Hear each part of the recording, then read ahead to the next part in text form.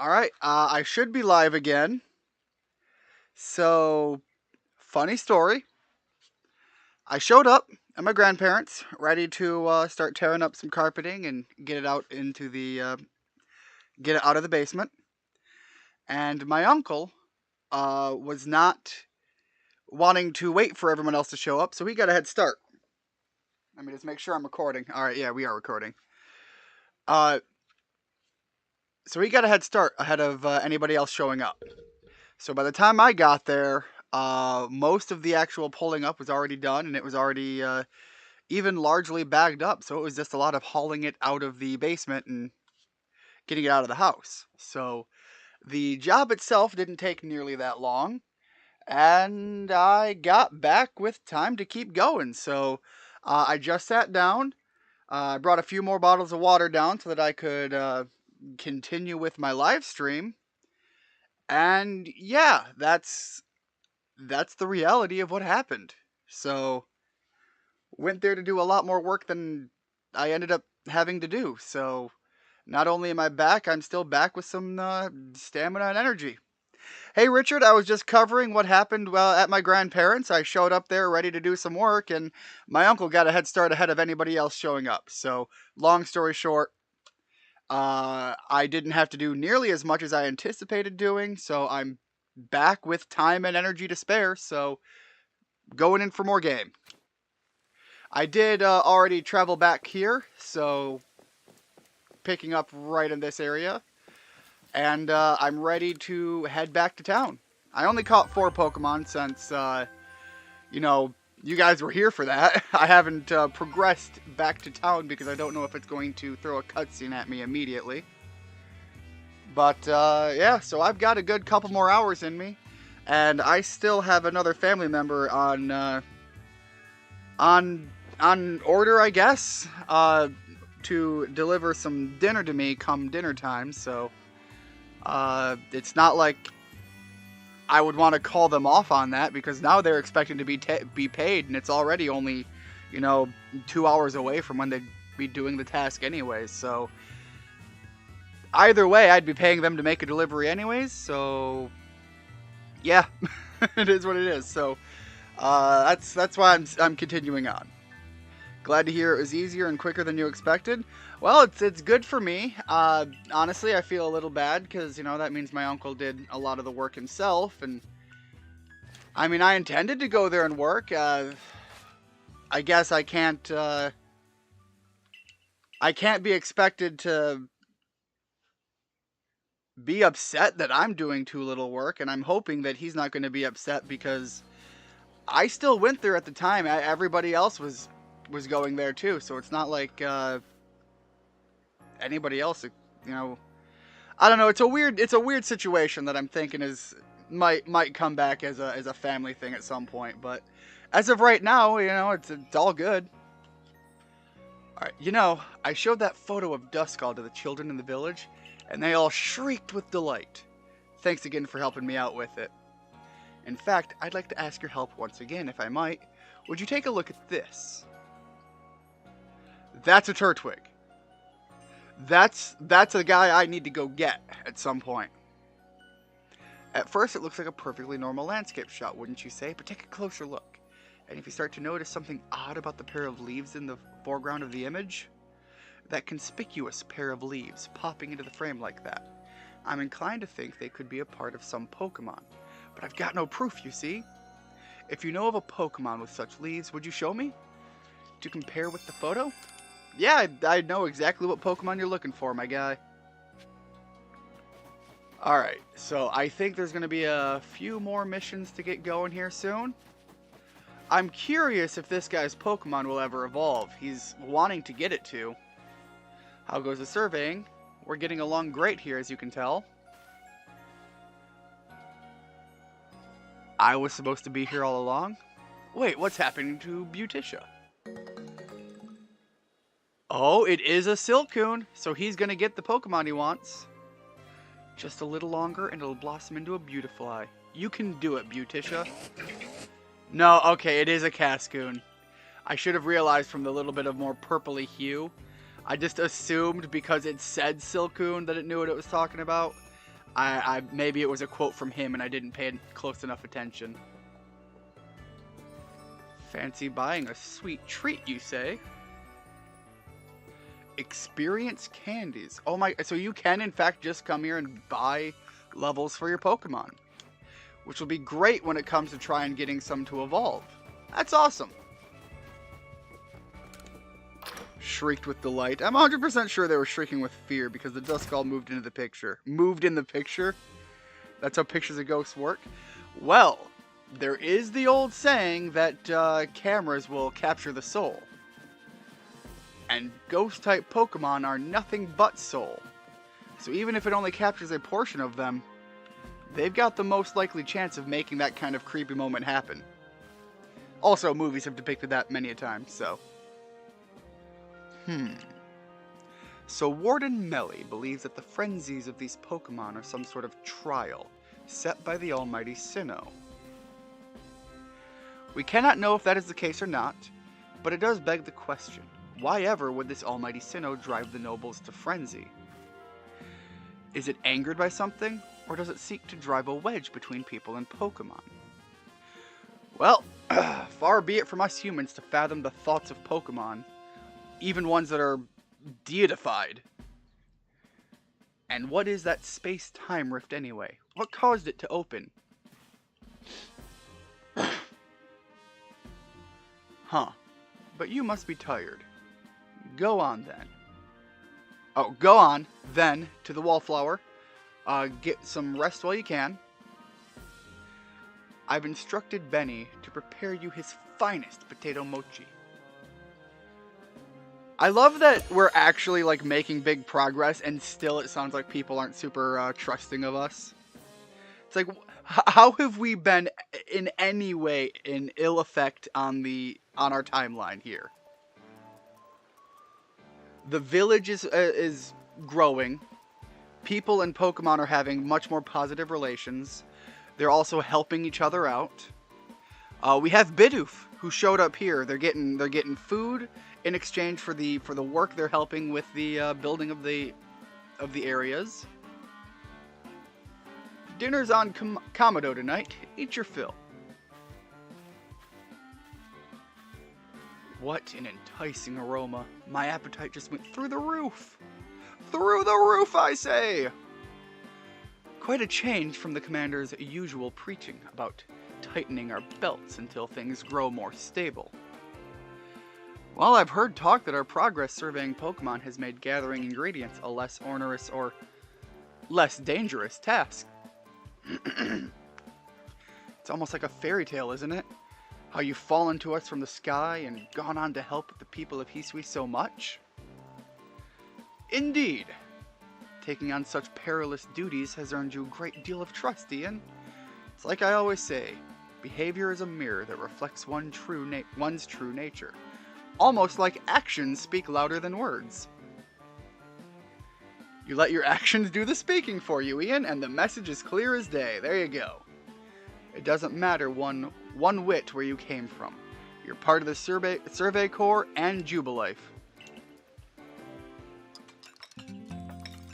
Glad to know we're getting to be welcomed. I was just talking about the situation. The next day. Alright, do some morning stretches, get going, let's really get those kinks out. Isn't it nice getting up early? Is it? It's not as if getting up early changes what you can do with the day. Wrong, Arita. It changes how much time you have to do it, which means you could sometimes even fit in a whole new task. Alright, there we go. Yes, it does. It opens up possibilities, such as responding to Commander Kamado's invitation, today in a timely manner. Well, I mean, showing up timely is different. You would have showed up either way then. Well, I got the same invitation, and I had to wake up even earlier than you to run all the way here for it. Come on. No need to growl so much over a nice little early wake-up. Sometimes I wake up early just because I know I have to fit more into that day. Are you coming too? I'm sure we all can guess what Commander wants with us. Yes, do come. Galaxy Hall is quite close anyway. Especially now that you've come all the way, it's gotta be a lot closer in comparison.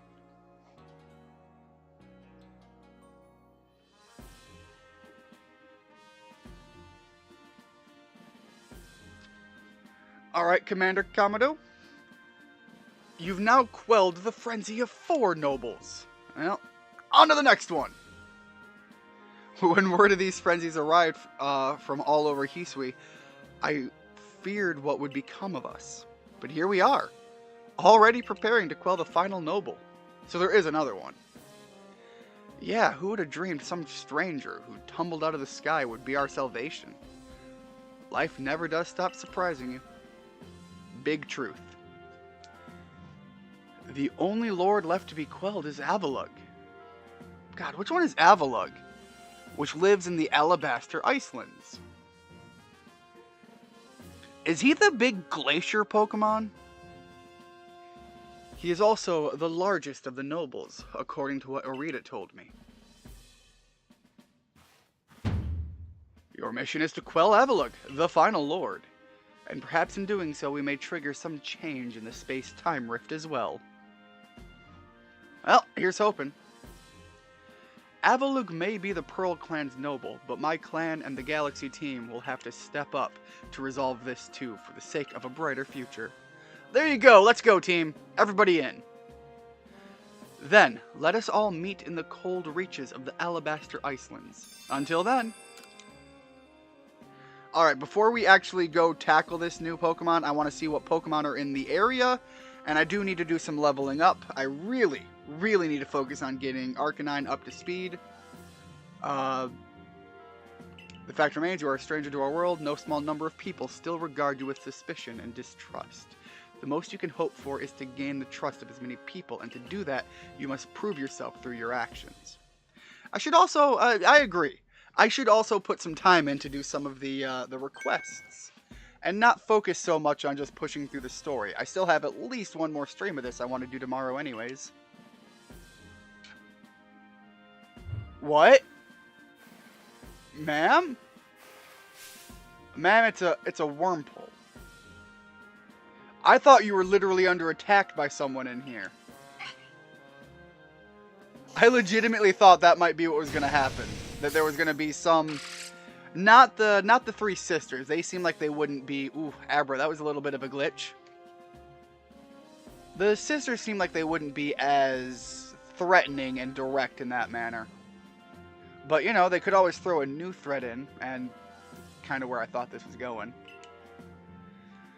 So, you're to survey the Alabaster Icelands next. This is the most treacherous climb you'll face in all of Hisui. It would not be an exaggeration to say that you might be the only one amongst the Survey Corps. The only one amongst the Survey Corps I can task with surveilling the Alabaster Icelands. You know your orders. See your mission through. Alright. Got no problem with that. We got any new updates? Nope. So, I'm gonna take a look at some of those missions after we check out the new area, catch some Pokemon there, because I still have a shiny Ponyta I really want to go get. Hey. Stopping to say hi. Don't need a haircut, and I know that's all you're gonna ask me about. Alright team, let's go. So we're to make for the Alabaster Icelands. Dress warm. That's right. Don't worry, I'm from Michigan. We have a way of handling the cold. Usually by complaining and dealing with it anyways. I see. Of course, I'm all too aware of the injuries done to some of our own good people because of the frenzies of the other nobles. There seemed little choice but to intervene. But this Avalug out in the Alabaster Iceland hasn't harmed a soul, as I hear. Does it really behoove of us to go out of our way to subdue him? If Avalug's as great and mighty as they say, he could very well cause avalanches. Avalanches don't require any Pokemon's help. They occur perfectly well on their own, you know. I confess I still have my doubts whether we should even be getting involved in this case. No damage has been done so far, but if we send Ian out there, we'll be putting him in danger of real harm. But if the Lord is suffering in its frenzy, like people say, then wouldn't it be kinder to quell it? There's simply so much we don't yet understand when it comes to the noble Pokemon. We don't know whether their frenzies truly are causing them to suffer, nor do we know why they enter these states in the first place, or if this is all connected somehow to the space-time rift. What is it, I wonder, that the commander hopes will come about from our quelling the nobles?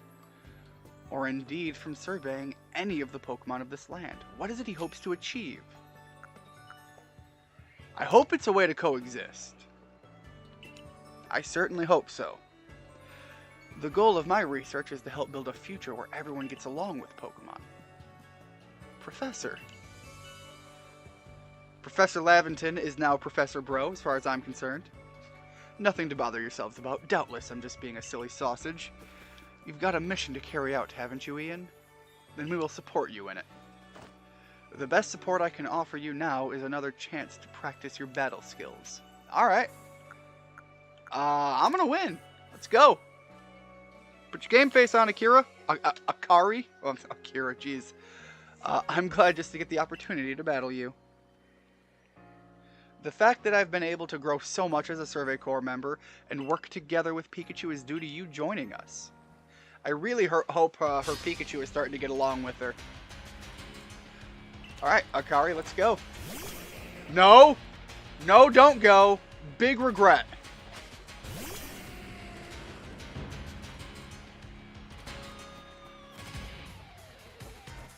You knew full well what you were doing. And he's gone.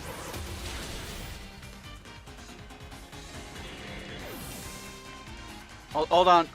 Are you really gonna say? Hold on. There we go. Oof. Okay. Well, at least we're on fair footing now. We understand what's going on.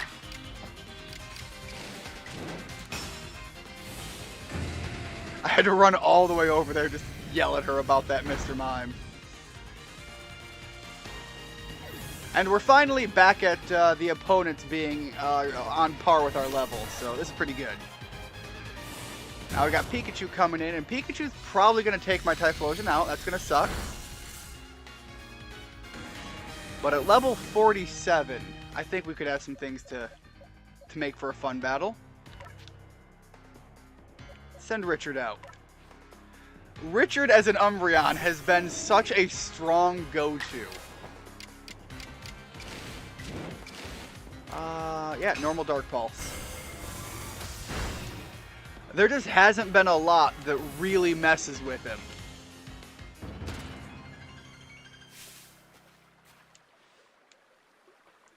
There's something so natural about the sight of you and your Pokemon fighting together.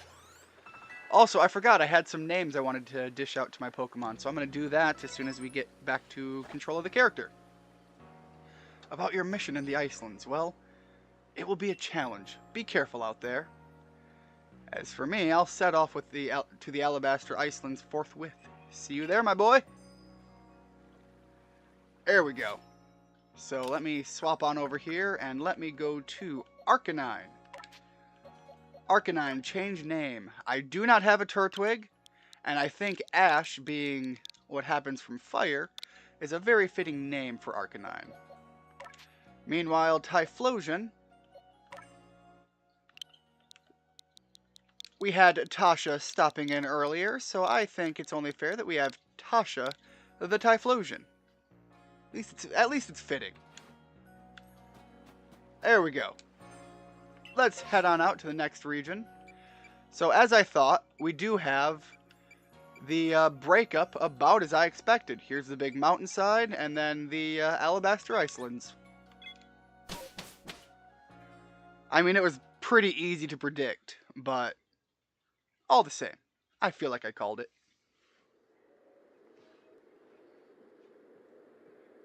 We are so not dressed for the cold. And I don't care.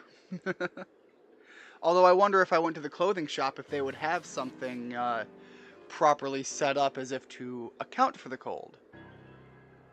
I do have to say I really like my outfit right now though. It's rather chilly, isn't it? Glad to see you made it here safe and sound in any case. Very few venture to the Alabaster Icelands apart from Tao Hu leading the odd Supply Corps excursion to gather materials. But the Survey Corps, of course, must go anywhere that Pokemon are found.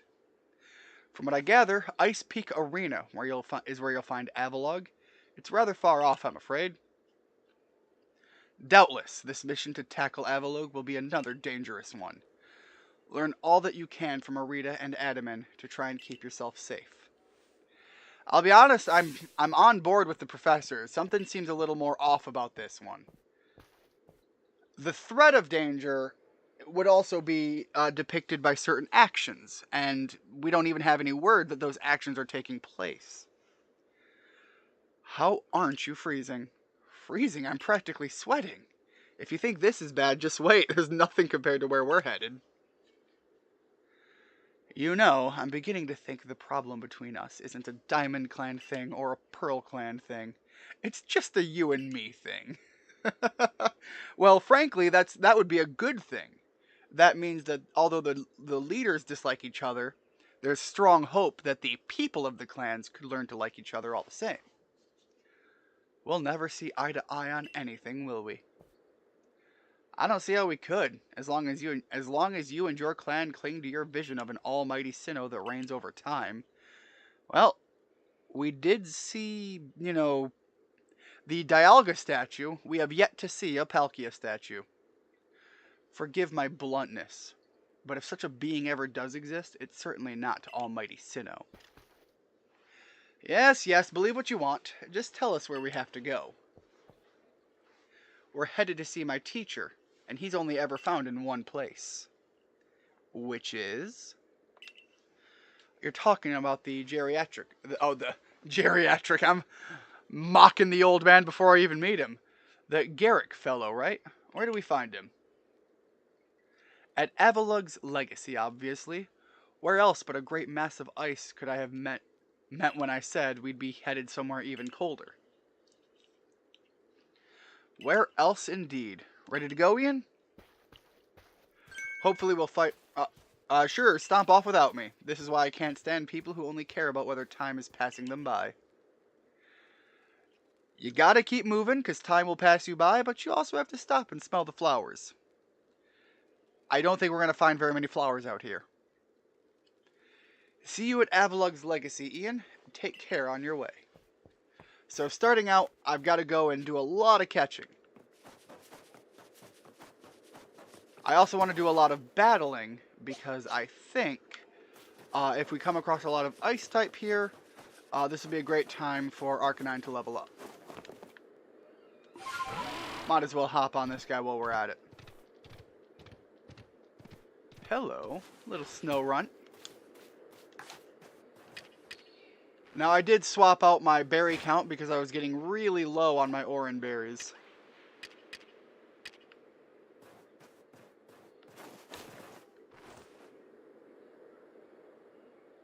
You didn't see anything.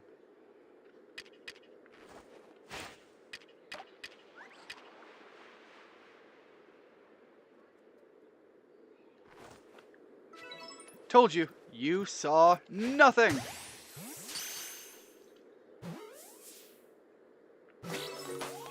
There we go. Oh boy. Well, luckily we have an answer here. We learned to climb last time. Speaking of climbing... Oh, whoop. Plus button. There's some of that crunchy salt. Some more of that crunchy salt. Apom?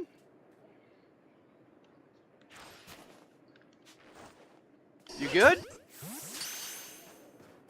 Let's see how you feel about that. Just gonna slide on down. Yeah, Apom was good. He walked right up to me. I see another snow runt and another Apom. Let's head on down. Grab this while we're here. And another Apom. So let's throw a cherry berry this way. And ready the Pokeball as we slide down this way.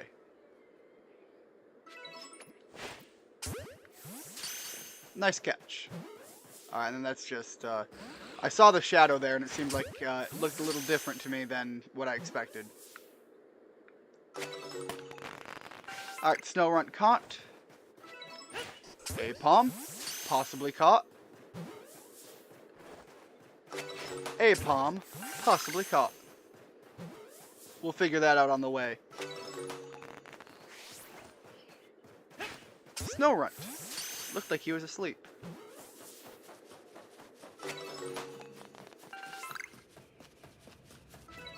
I don't think this is where it necessarily expected me to go, but this is where I'm at now, and I'm not slowing down.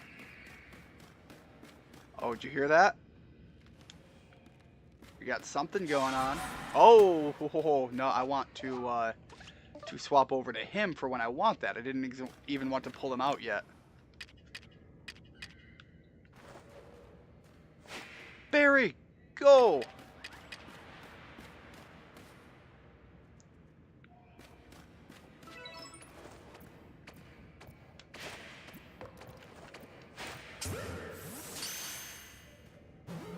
From behind! Except it would not. There we go. Now it's on you.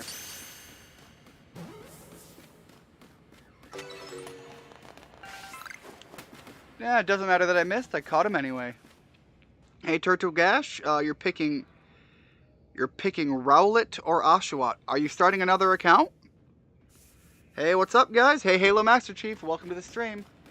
By the way, just for let you know, we got the other Pokemon named Ash. You are my beloved Arcanine, and right now the goal is getting Ash up to speed. I wanted to get a Turtwig and name it Ash, but unfortunately I was unable to find a Turtwig so far. And yeah, also, at the end of the game, you can get the other starters. So, if you aren't starting over, are you at the point where you get to grab the other starters? Let's grab some of these berries. And I heard a noise. Alright, we got a Snorunt over there. I've already caught a few of those. And look, just like that, Arcanine big level up. Alright, we got a couple Swinubs down here. I'm down for that. I think I want to battle the big guy. But I'm going to want to just walk over and catch him later. No, you dealt your save file, Arceus. So I'm assuming what you're saying is you did finish it? Or you deleted it? Tomorrow, do you want to play Halo Infinite? Yes, absolutely, especially during the day, because I won't be starting my stream until later in the evening. And part of the reason for that is now that Quinn was expecting to go to our grandparents and didn't have to, well, now he's made other plans, so he's still going to be coming by tomorrow. By the way, I did speak with him. I think he finally was able to download Halo Infinite himself, so whether or not he's going to be able to join is something that is yet to be seen, but it does mean that the option is there. Alright, so you must have deleted it. Did you delete it on purpose, or like to start over, or did you, was there some other reason? Because even if you wanted to get the other starter, just to let you know, from what I've heard, you will be able to get it after the game anyways. Once you finish the main bulk of the game. Alright, really? Alright, we'll go.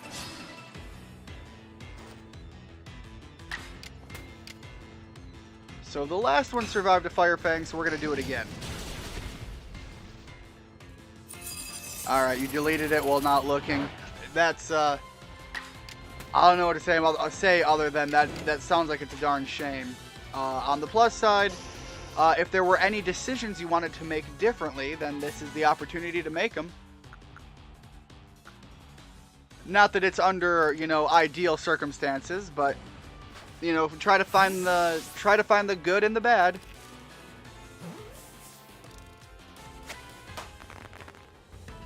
Also, now you'll have a good idea of what's going on and where to find certain things, so you can even make better use of the resource and time management. Let's throw the berry. Ready a Pokeball.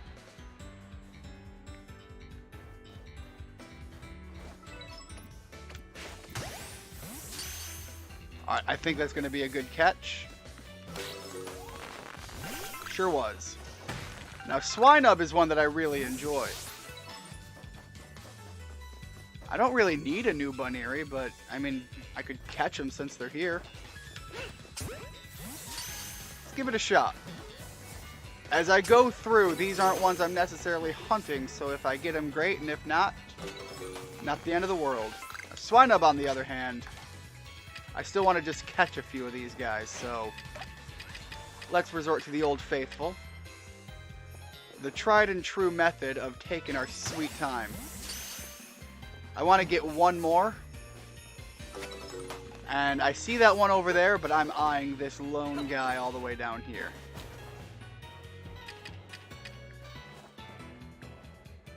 Really give that a good tossing.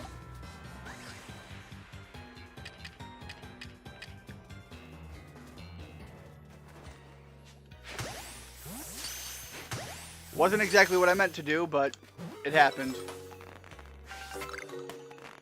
Oh, and both of them were caught anyways. Great.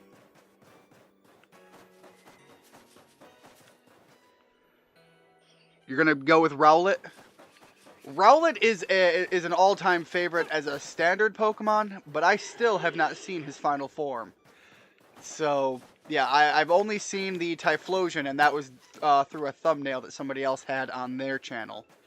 So, I haven't seen the final form of the other two, and I'm excited to check them out.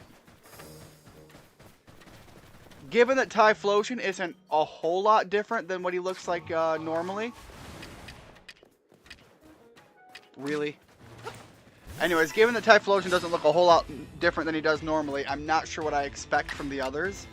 But then you've got things like Arcanine, where he looks a good bit different.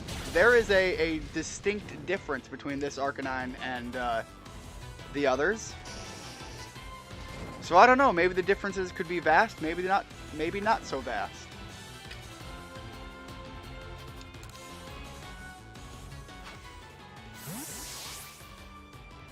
I have heard somebody describe the new Rowlet evolution as being like a Ronin. But again, that does not give me clear distinction of what it looks like.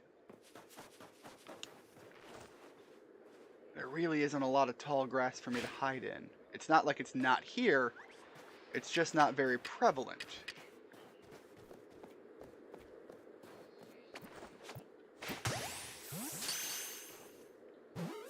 Does that do the job? Let's try that one.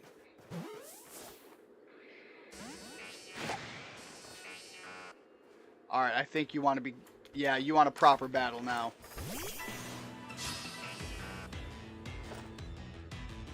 Really should have put the... Yeah, I should have healed him. That was my mistake. He's rock type, so I think he would be able to put up to some of the electric a little bit, but he's low enough level that I think that really didn't help him out a whole lot. Let's see, we're looking at an electric type. Richard's got the most versatile moveset for dealing with this.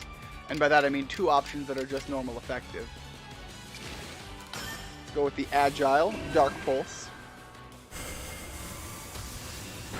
Now Electabuzz I'm a big fan of, but I think a part of that, for people who are a fan of the anime, there was a character in the Johto arc, I think it was, that was depicted as a new rookie trainer who was a big fan of baseball and one of the baseball team. Your crush is sus how she looks at me. I don't know the context of that, but without knowing the context, I don't want to say anything too outright. Are you talking a real world crush something else entirely?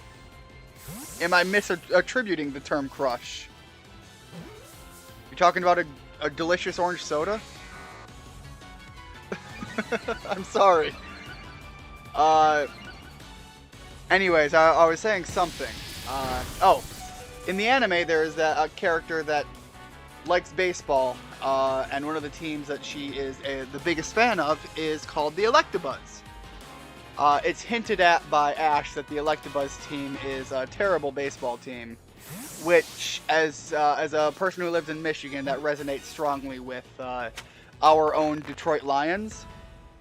Now, frankly, I was never a big football fan. I would watch baseball with my father. I think I've shared that story before.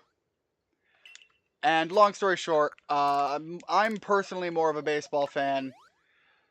And being that the Electabuzz were a baseball fan in Pokemon, which I was always a big fan of, I kind of just, by virtue of that episode alone, once again, as a younger kid, grew to like Electabuzz as well.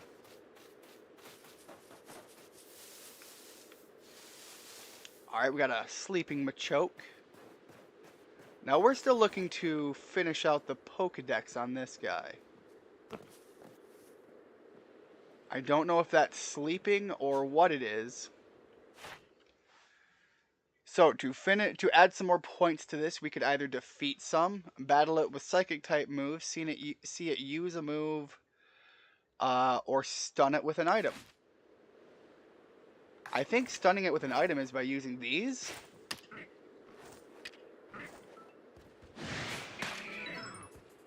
Yeah. So now he's stunned, and he ran off.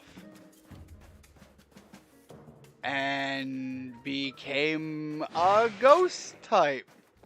I didn't think Mud was going to be that strong against a Machoke. I feel bad now.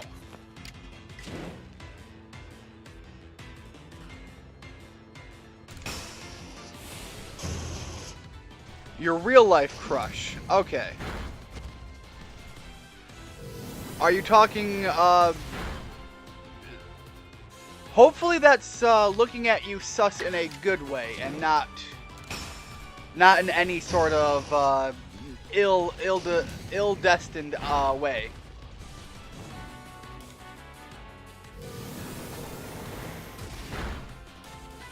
Because as far as that goes, man, I'm not the guy to come to in a good way. That's great to hear. That's you need to understand, coming from a man who has lived enough of life, that terminology can have multiple interpretations. So I'm glad to hear that this is in a good way. Hopefully, this gives you the opportunity to move in and go for some further advancements. Always the goal when you're talking about a relationship.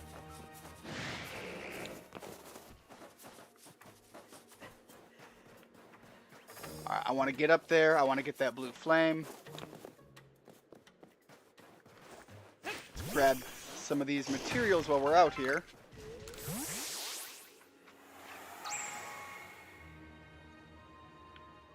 She is in your class? Alright, well, that also gives you plenty of opportunities to grow and foster something. So, that's great to hear. Good for you, man.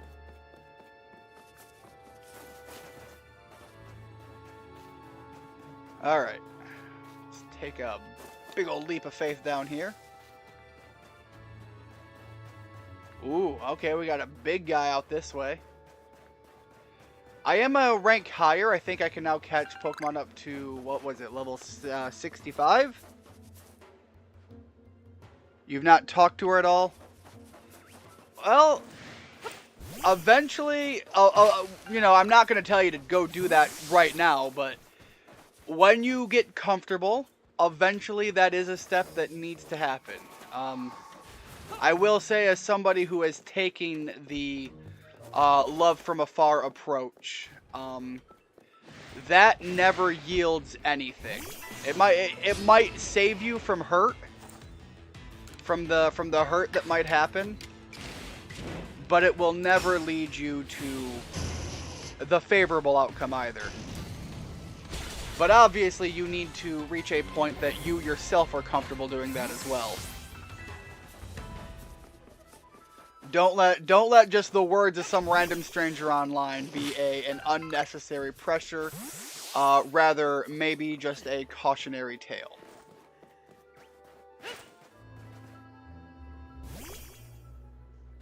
That was a nice toss.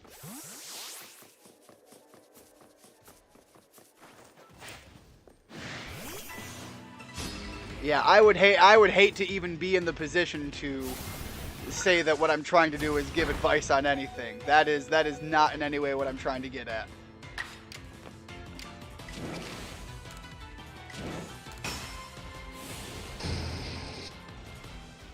Yeah, 37. Oh, level 37. Yeah, we're trying to get that up. You don't know how to talk to girls? I suppose one thing I would say to try to aid in that, if at all,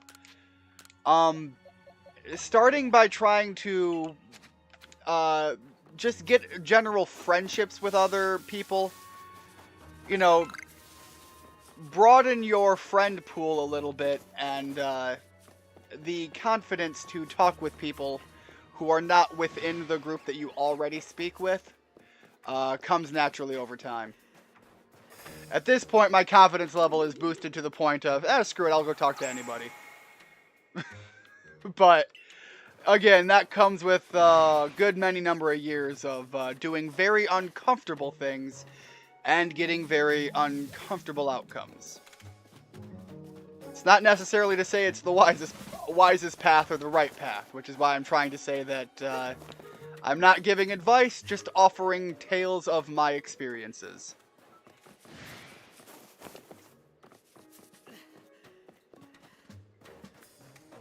I would be cautious of anybody trying to tell you that they know the right answer for anything.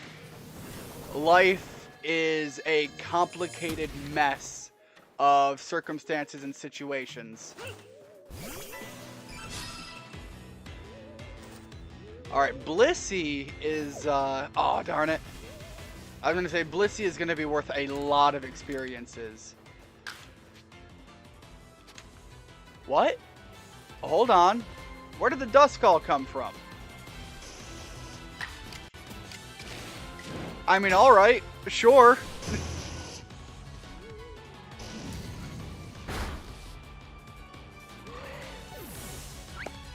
I thought it was just the Blissey. My bad. Already, we're almost at 38 even. It's a shame I didn't catch the Blissey. Blissey are a massive pool of experience. Alright, so we're gonna strong style this Fire Fang.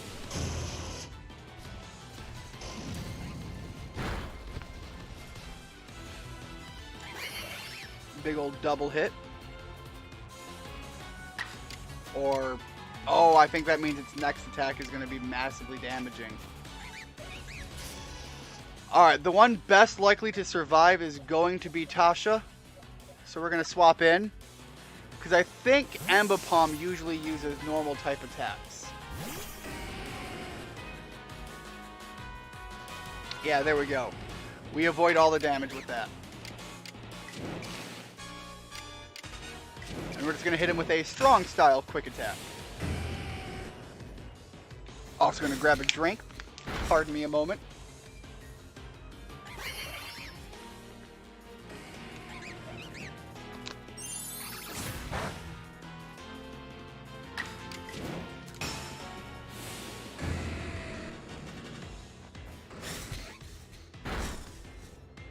Alright, next opportunity, we're going to start tossing some balls and see if we can't catch an Ambipom. The ground type attack there was kind of rough. But at this point, we have a much better idea of its moveset. Hopefully, it's not going to try and start hitting us with a double edge, because the recoil on that alone would take it out at this point.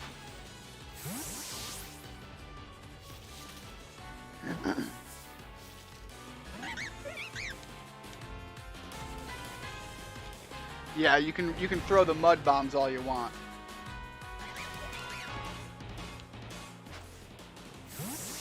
I imagine pretty soon we've got to be able to catch. We got to be able to get Ultra Balls. It might be after this that we get access to them, which would be a fantastic thing for me because I would just focus largely on making those now.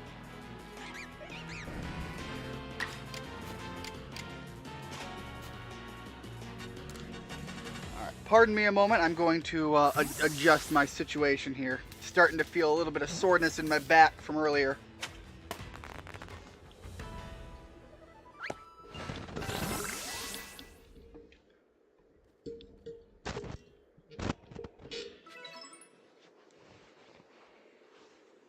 There we go. That feels a lot better.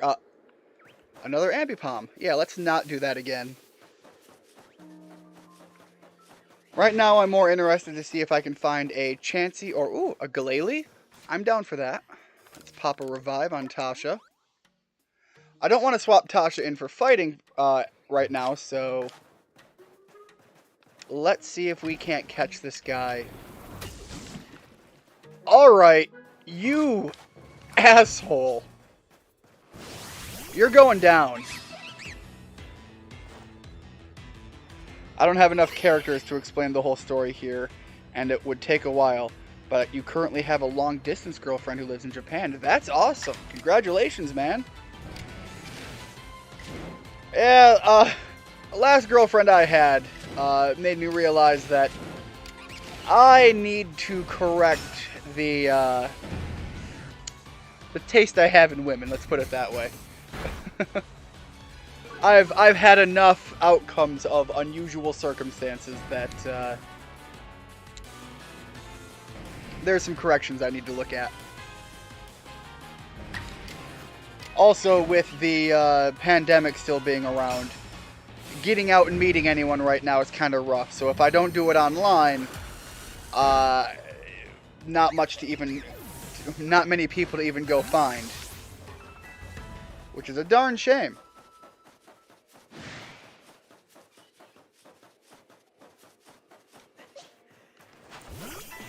And I know the immediate answer is going to be that, never mind, I'm not going to get into that anymore.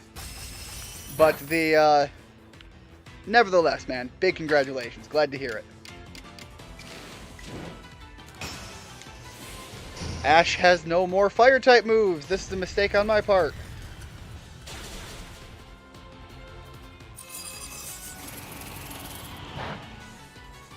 Although that worked out surprisingly well.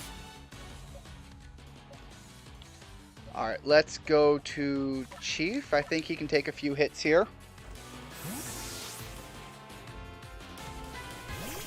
And yeah, no need to share your story if you don't want to, because the position I'm in, I'm the guy on the stream. My life is, as far as I'm concerned, perfectly fine with being an open book. I don't think it's my place to ask anybody else to do the same.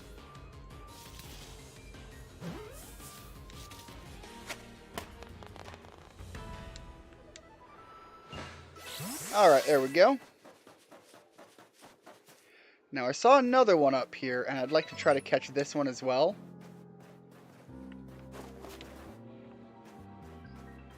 But he's going to be really aggressive if he sees me. So what I need him to do is to go another direction from me. I don't think he's even going to see that.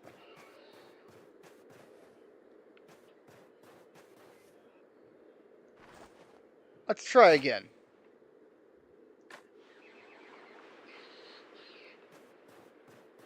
So he's still a bit too far. But now he's turned his back on us. So we can close the gap a little bit and throw some food. Try to sneak around to the side.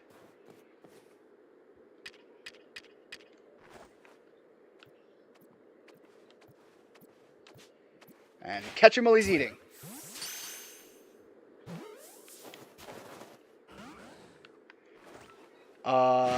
catch you before. Okay, you're mad at me now. I'm gonna just grab this and move on because I don't really want to fight right now. Thank you. Have a nice day.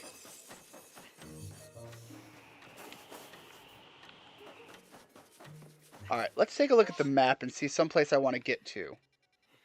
That's progress. These are all areas that we've been. So we haven't been here.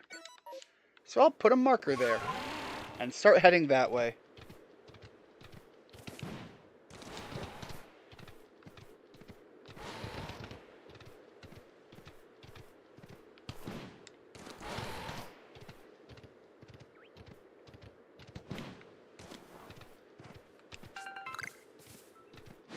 God, there's so many Ambipoms. They are everywhere.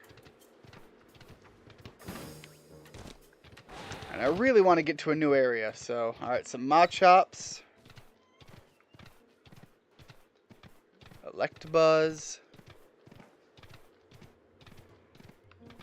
Alright, not a big fall. We can easily jump down there. Even B-Barrel's out here. Go figure.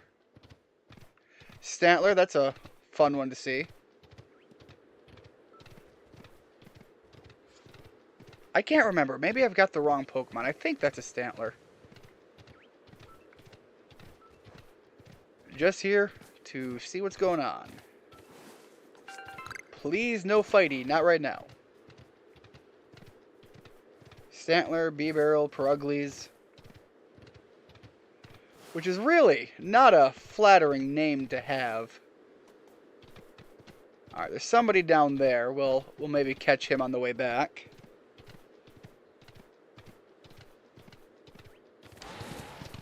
Oh, no, get off that. There we go. Feel like I probably botched that opportunity. Absolutely did. But we can try a little bit of a nice move. Strike him from behind, get a little bit of an advantage.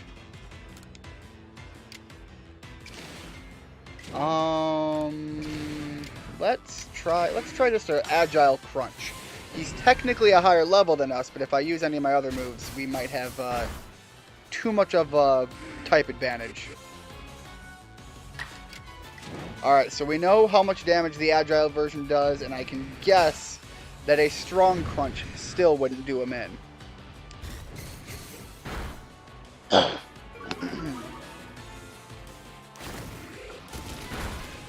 Poison Jab's gonna hurt. That's gonna hurt even more. But still didn't take us out. Alright, so let's try the Great Ball. Although a Great Ball on a level 50 Pokemon already doesn't sound like the best case scenario. Never mind, it worked out. Gligar has been captured. Okay, we can try to have a much better shot at this one.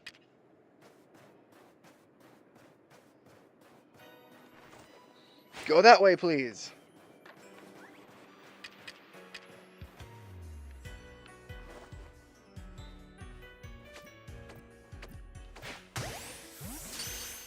Lot better.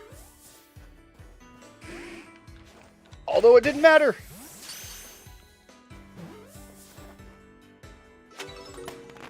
Okay, got him that time. Is that a breakable rock? Doesn't look like it.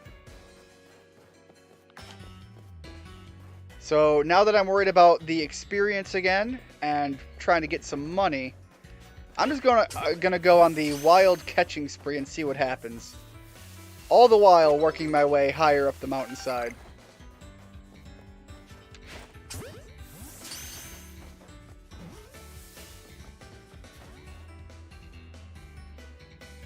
How should you pick Oshawott, Cyndaquil, and Rowlet? How should you pick them? The game kind of just depicts that itself as you play through. As far as how do you get them at the end, hold on, even the standard ones are those colors here. That's awesome. As far as how do you get them at the end of the game, well, I'll figure that out when I get there. I have yet to reach that stage of the game. I thought they just became white and purple when they evolved. But this standard Sneasel is already a badass color.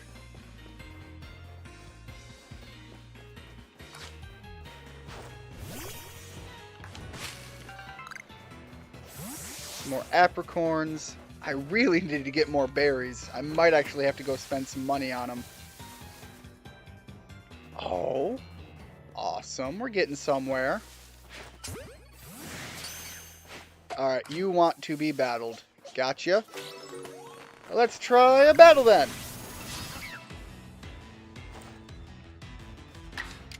Rufflet. Agile Thundershock.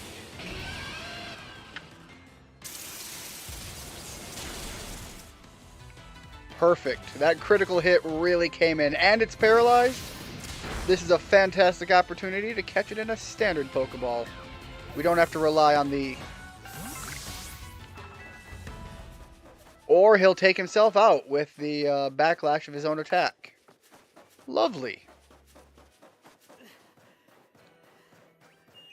Chimecho. I mean, I can't just catch the Chimecho, but I want to.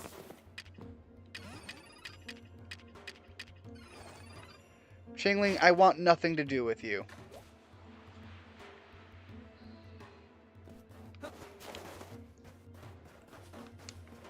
Oh, go that way. You don't see me. I'm not even here.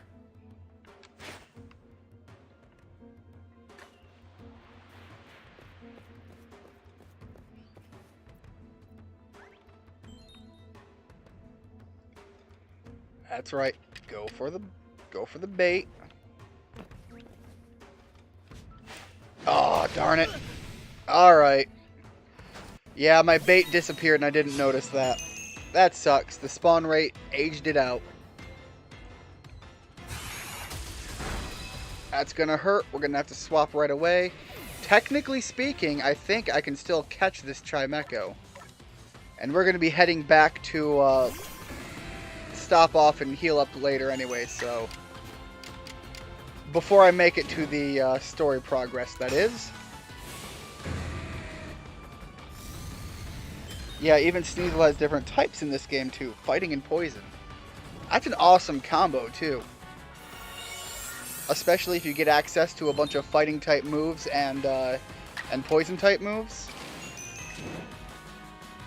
I could really end up liking that.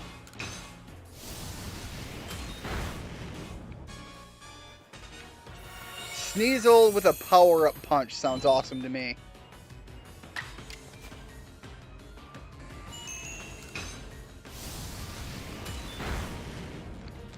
Is Chimecho just going to keep healing?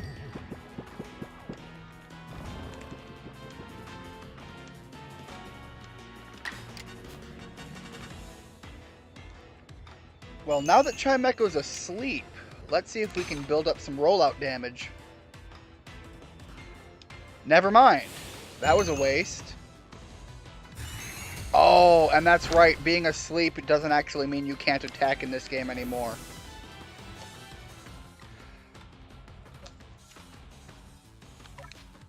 Alright, Richard, let's go in for that Dark Pulse. Let's get that super effective move going. Really, really make Chimecho hurt. Let's just go for the quick version.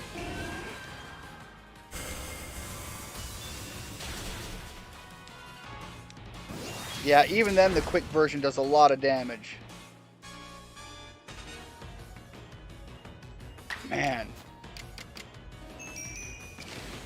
Let's try Standard Snarl. Hopefully that doesn't finish it off, and if it does, well then we got the experience for it.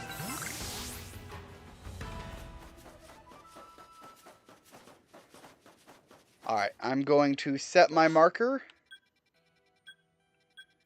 We're a lot farther than I thought I was. I'm not going to set my marker. In fact, I'm going to remove my marker. And we're just going to head back here. Somehow we made it much farther than I thought we did.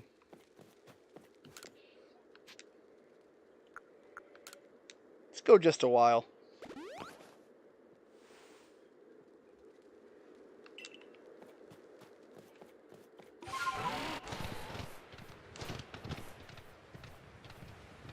Gotta go down there anyways.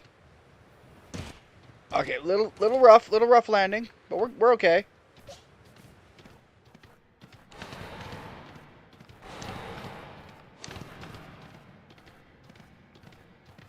Nothing going on that way for me. This time, let's head up this way. Should be over, yep, to the right here. Oh, okay, that was a weird landing. I thought we landed normal, and then we still... Okay, nothing sees me. We still took some damage. I see a hole, and the adventurous part of me wants to just jump in.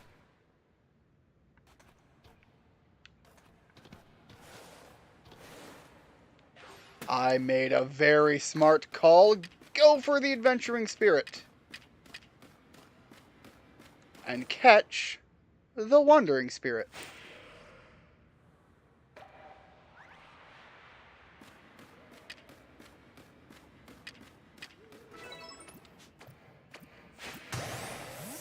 Alright, that's one. That's not one. Try again. Now it's one.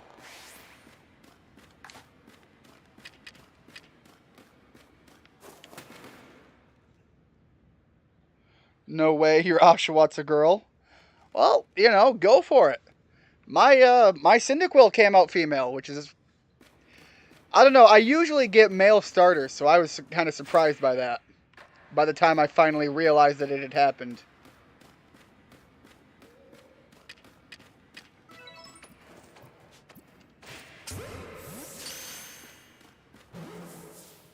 I don't trust it, but it works anyways.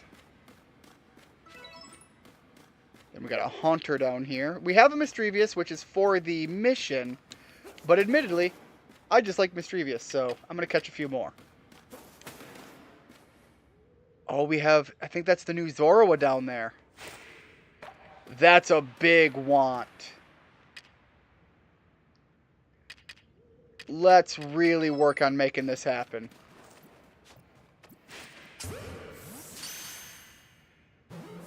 I can't go too much farther in.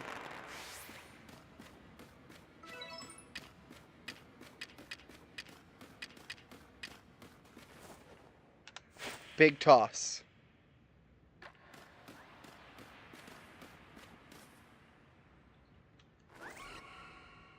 Another big toss.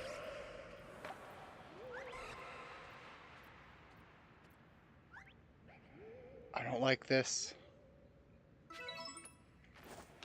Big toss. Smaller toss.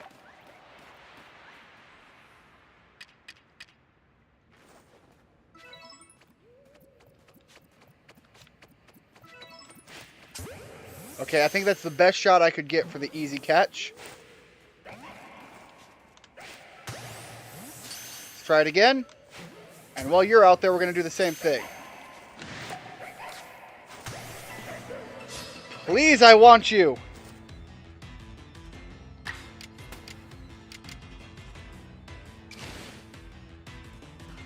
Oh, please don't run. Please don't run and please don't faint.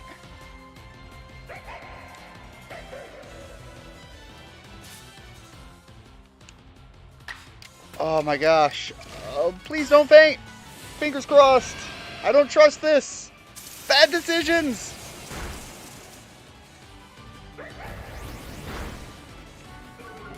Absolutely good decisions. You named your Oshawott Luna? Nice. I've really been only naming the Pokemon mainlining in my party. Caught it! Yes! Was really expecting that to go really bad the second I missed that.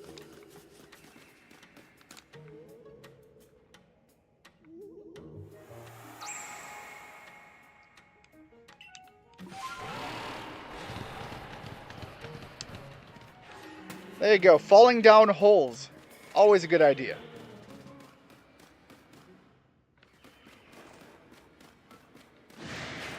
Alright.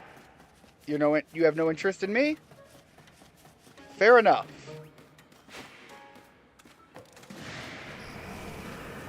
Bye, guys. I tried. Oh, hold up. We got something going on down here. I think this is going to be something similar to the big guy we're going to go meet.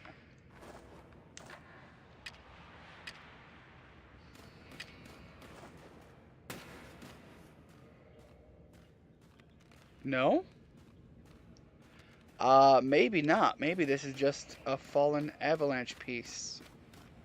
I don't know why I thought it was going to be the new version of the other guy. We haven't even seen him yet.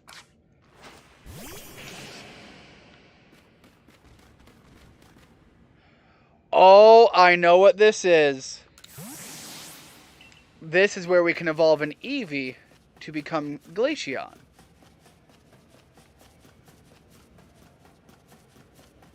One of those things I was not quite preparing my brain for. Glad we figured it out, though.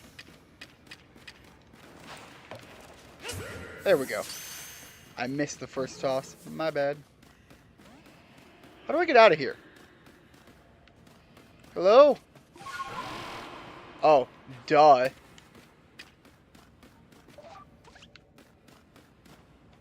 That would be how. Can't believe I didn't put 2 and 2 together. And now, we have a Distortion Field in here. We need to wait for this to become a Time Field. Pick that up over here.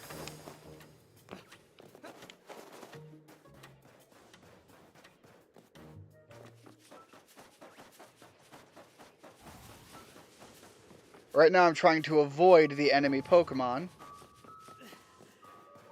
Because the goal isn't any of them. It's both the items, which I need to clear space for, thinking about it.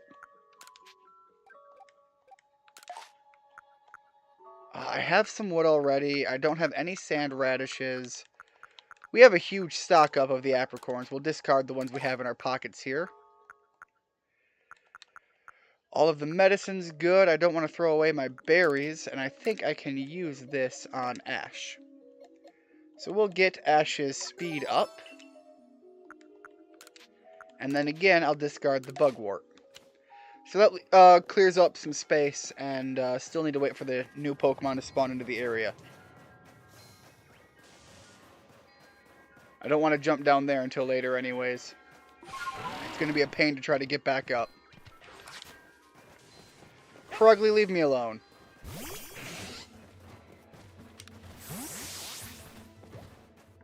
Thank you. I just had to show Prugly a little muscle and she ran off.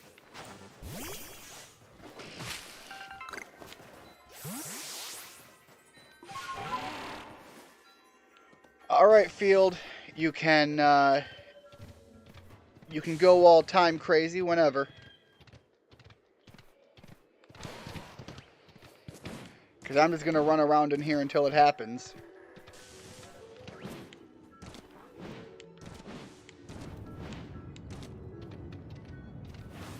Let's grab whatever's in here while we're at it. Looks like an igloo. Okay, now it's pumped up. It's gone super crazy. Let's grab a few items, because they're going to start throwing Pokemon at us pretty soon. And they're not going to be easy to get through. There we go. Now, in reality, I only want to catch one of these. So let's see if we can't get to the Espeon. We'll focus on the Whaleren. And we'll have Dodge hopefully take it out with a strong Thunder Fang. Alright, it's low. We have that going for us. but defeated it is not. Alright, Tasha's going to be too weak up against the Espeon. Richard's not going to have much Man, we're in a rough spot. Let's send Ash out and see if he can't at least finish off his weakness, because Whaleren already moved this turn.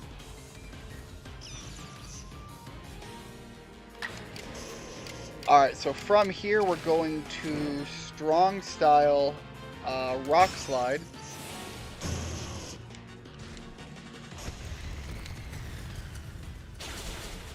There we go, they're gone. So the other two aren't going to be super effective, but they are going to be much stronger than Ash. So unfortunately, he's in a rough spot right now.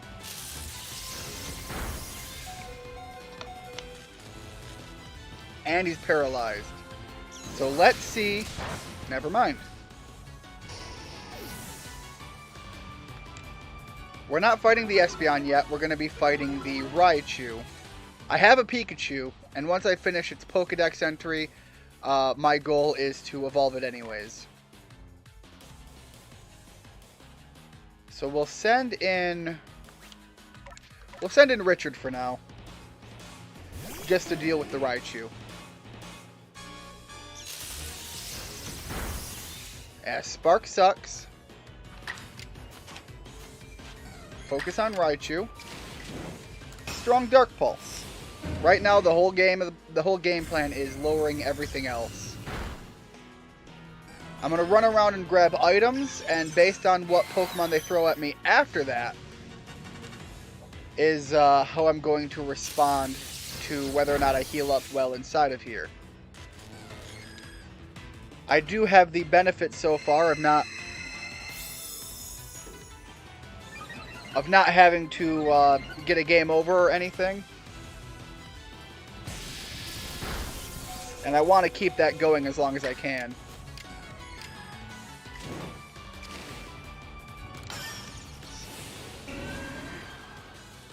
Awesome, moving right through that paralysis.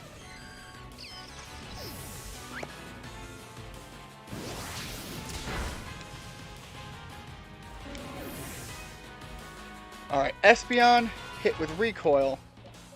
So Espeon is weaker already. Let's open up with Tasha. King Killer? Oh, you caught this one before it ended? Yeah, I'm still working my way through. I'm trying to get some experience, so I'm still a good ways out.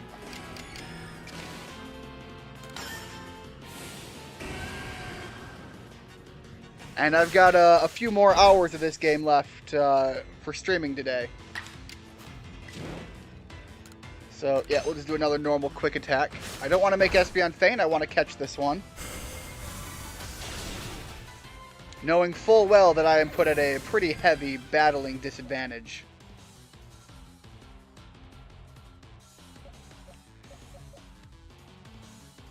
If it comes down to Bruce, I'm just going to knock it out.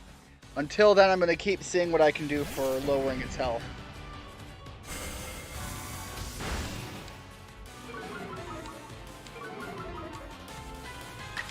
Alright, so let's see if we can maybe trigger a freeze status with the Ice Fang. Or knock it out. You know, it's whatever happens.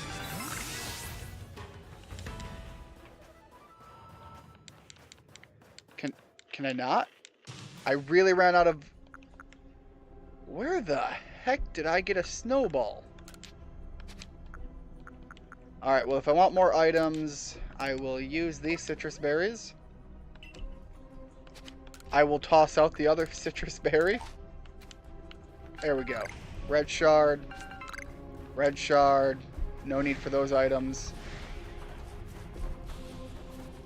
And I can't be too uncautious because they are going to throw some powerful Pokemon at me.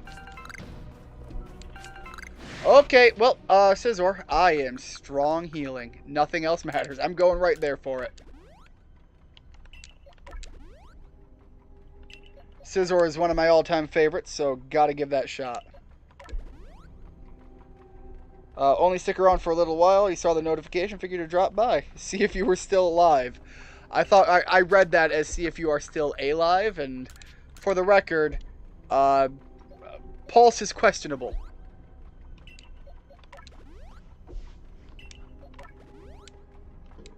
But yes, as far as being live, I am currently still clearly live.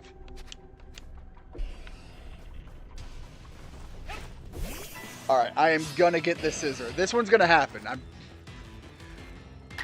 It's just Scizor. We're not battling 3 other Pokemon, so come hell or high water, I'm gonna figure out how I make this one happen.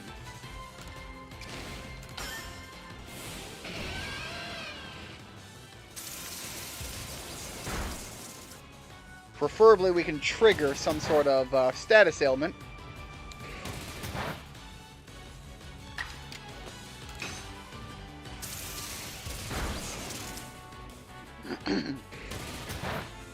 Go ahead and bullet punch all day long.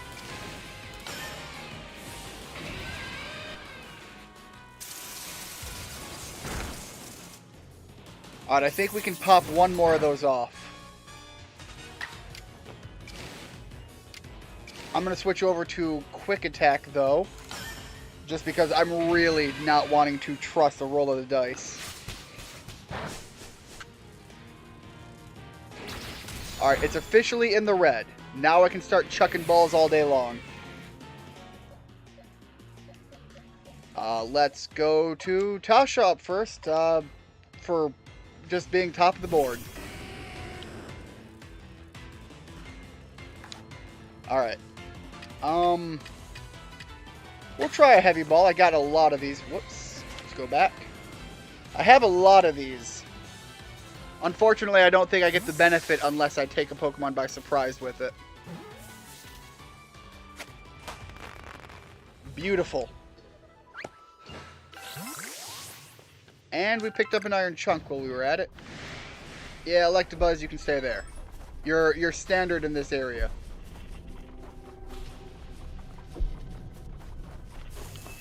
But having a Scyther, a Scizor, and even the new form is going to be really cool.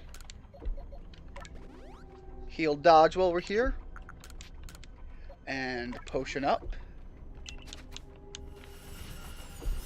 Grab the other items.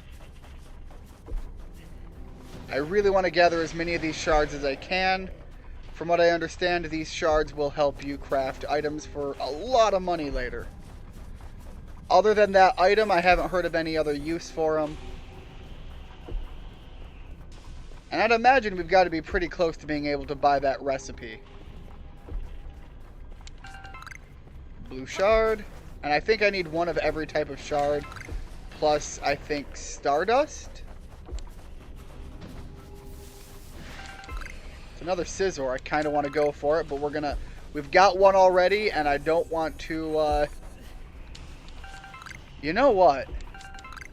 Thinking about it, if I'm not going to catch it, this is a great opportunity for some experience. We'll just beam right in with a quad damage Fire Fang on with Arcanine.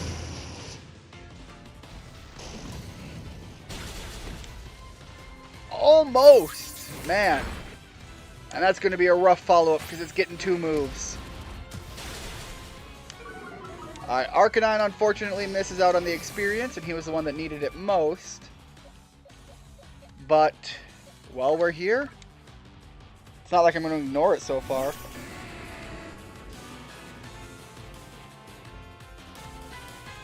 So I've heard a couple comments on the matter, but what are your thoughts? It's mentioned as lore in the Japanese version of Diamond and Pearl in the past. That's exactly what it is. The Hisuian region is the Sinnoh region before it was even recognized by such a name. So I can show you what I mean by how clearly stated it is. Here's Lake Acuity. And the bigger map as a whole, there you go. We got a lake here, we got a lake here, and we got the lake over here. So you can see how it, you can see that it's the same map and the same layout. Ooh! Was that a Rapidash that just teleported? I'm getting out of here. Bye, guys. Anyways, so yes, it does take place in the games in the past. There are characters that are strong reminiscence of characters that we have seen before, but they are not carbon copy clones, so it's great that they're kind of depicted more for an ancestral reason rather than just carbon copies of characters we already know. Let's rest a little while. And you understand it that the Team Galaxy you join also later becomes a criminal organization. Quite possible. I'm starting to get skeptical of some of the leaders we have, but yes, we are in the ancient version of the Galaxy team. No, I'm not going to head back. We've healed up. We've got a new location to go to, and I'm going to clear my marker out of there. But as far as this game goes, I think this is exactly the game that a lot of Pokemon fans have been wanting. And I think it being under the context that it is also allows for a lot of leeway into some of the things that are lacking. For example, you know, you're not going to have all of the Pokemon. The framing of this game allows for that a lot more than they did with Sword and Shield, for example. The adventure. This map. This is one area out of, what is it, 6? 1, 2, 3, 4. Okay, 5 areas plus your home village. So you get a lot to explore. Each area is about this size, if not sometimes maybe a little bigger. Whoops. I went to read the comment there. Let's climb on up here.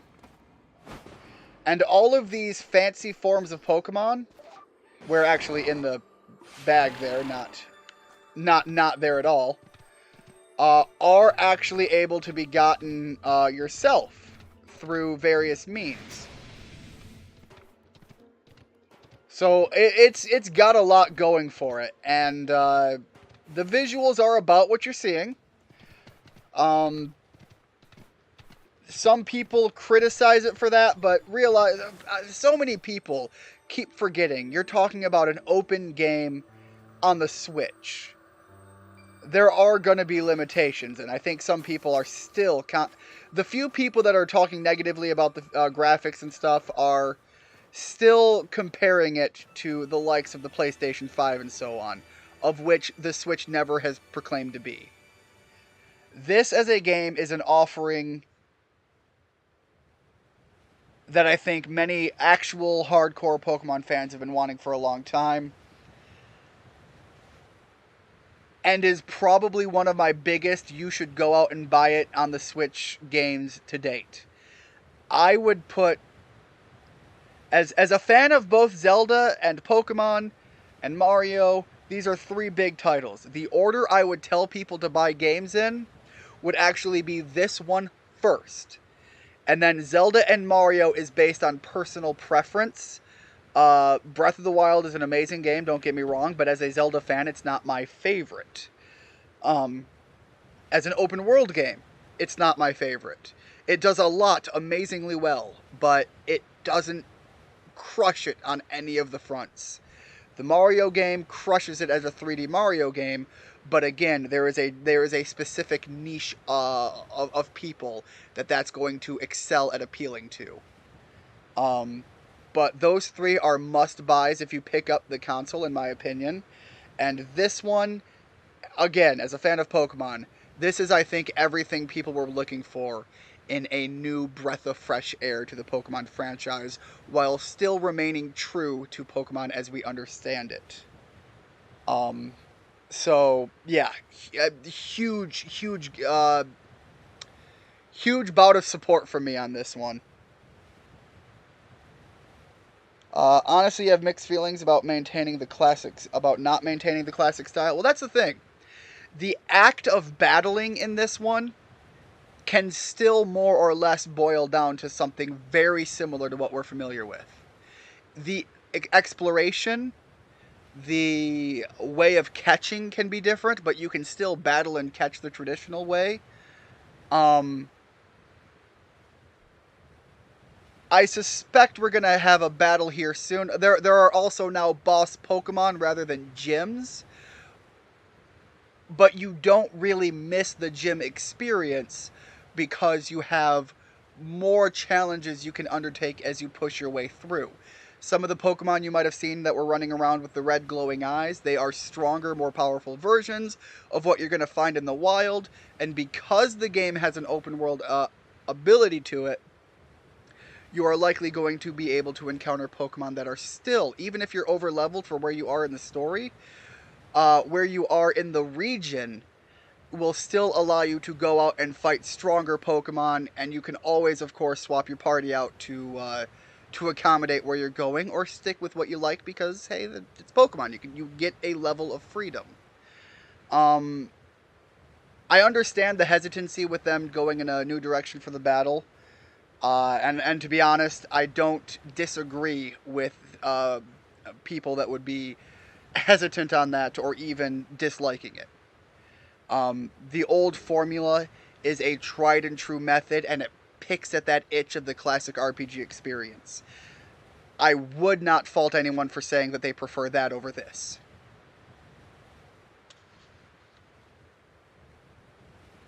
Oh, you meant for the graphics, actually? You like the new system? Probably go for Mario, so you can play with streamers you watch over Zelda, honestly. I'll be honest, man. Yeah, the Zelda one... Oh, you mean Mario as in Mario Party? I was talking Mario Odyssey. Mario Odyssey doesn't... I don't think it has multiplayer, unless that's an update. Well, that was a real slog, fighting through those miserable icy winds to reach the desolate bit of nowhere. Well done us. This gentleman is Avalug's warden, and my most honorable teacher, Garrick. So show some respect, Adaman. Let's begin with some proper introductions. I am Garrick. I serve as one of the Pearl Clan's wardens. And you must be Ian, right? Of the Galaxy team. Answer me this.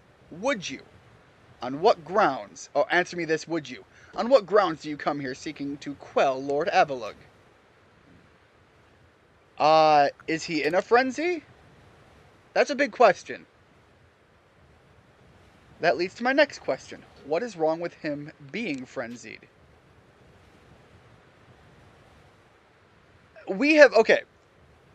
I understand where they're trying to come at with this, but we have seen other Pokemon that have gone into their frenzied state that upon being brought out of it, at least presumably show what seemed to be favorable responses to us. They have even accepted us as being there, as being on what is otherwise referred to as sacred grounds.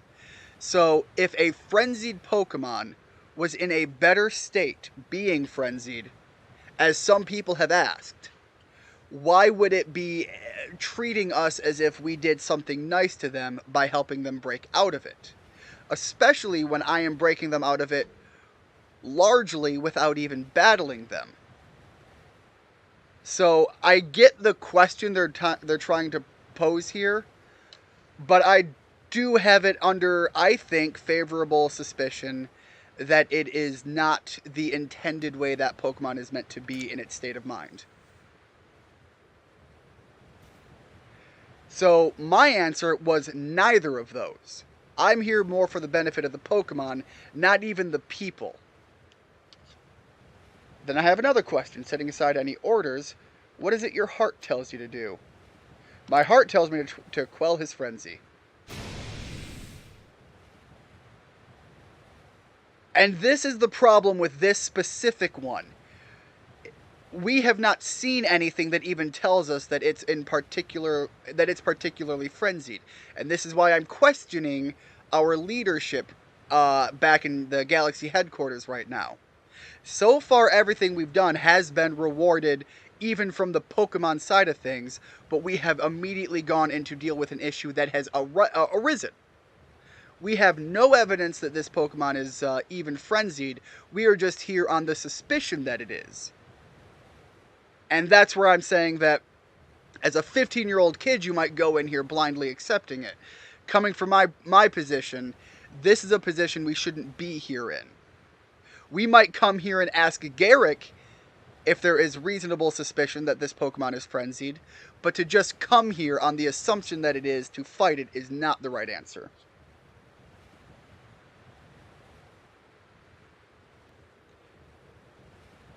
Instead of answering, I personally think they did a good job switching up the system, the battle catching without just ditching the old means.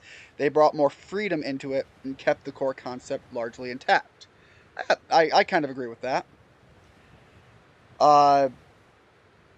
Instead of answering, I'll add another layer. If they were like that of their own will, that is not the implication as of right now. In story, a frenzied Pokemon, there is some form of energy. The people are referring to it as a bolt of lightning coming out of a rift in space and time in the sky above this region.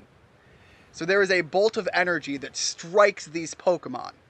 And it is at the point that these enemies are stricken with this bolt of energy of an unknown origin, of an unknown source, that they enter this frenzied state. Into this frenzied state, they change their attitude, they change their personality, they change the way they interact with other people, they get more aggressive, more violent, and even in the case of Electrode, which was the last one we fought, they have bursts of uncontrolled energy out of their body.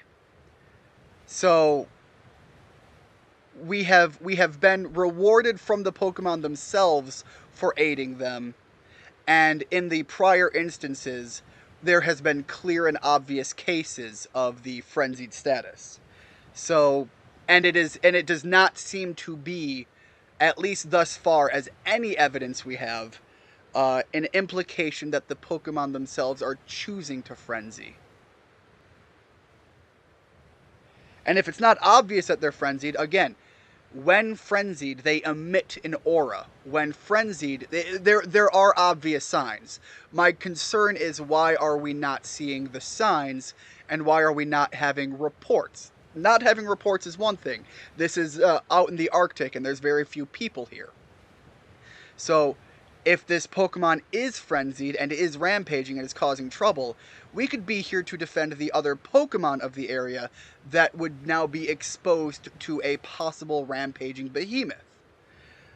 However, if that's not the case, then as far as I can tell, being in this area, the area would be in its proper habitat and its proper setting. Us being here to fight the big guy serves no purpose. It's only if it's frenzied that I have reason to suspect that it would not be ill-advised to go into it. Our mighty Lord of the Tundra, Avalok, has done nothing to trouble any person or Pokemon. Now again, we can communicate openly with people. This is before Pokemon and human connection has been widely pursued and understood. So going into this as somebody in this situation, I would not necessarily want to trust the word that that this Pokemon has not troubled any other Pokemon.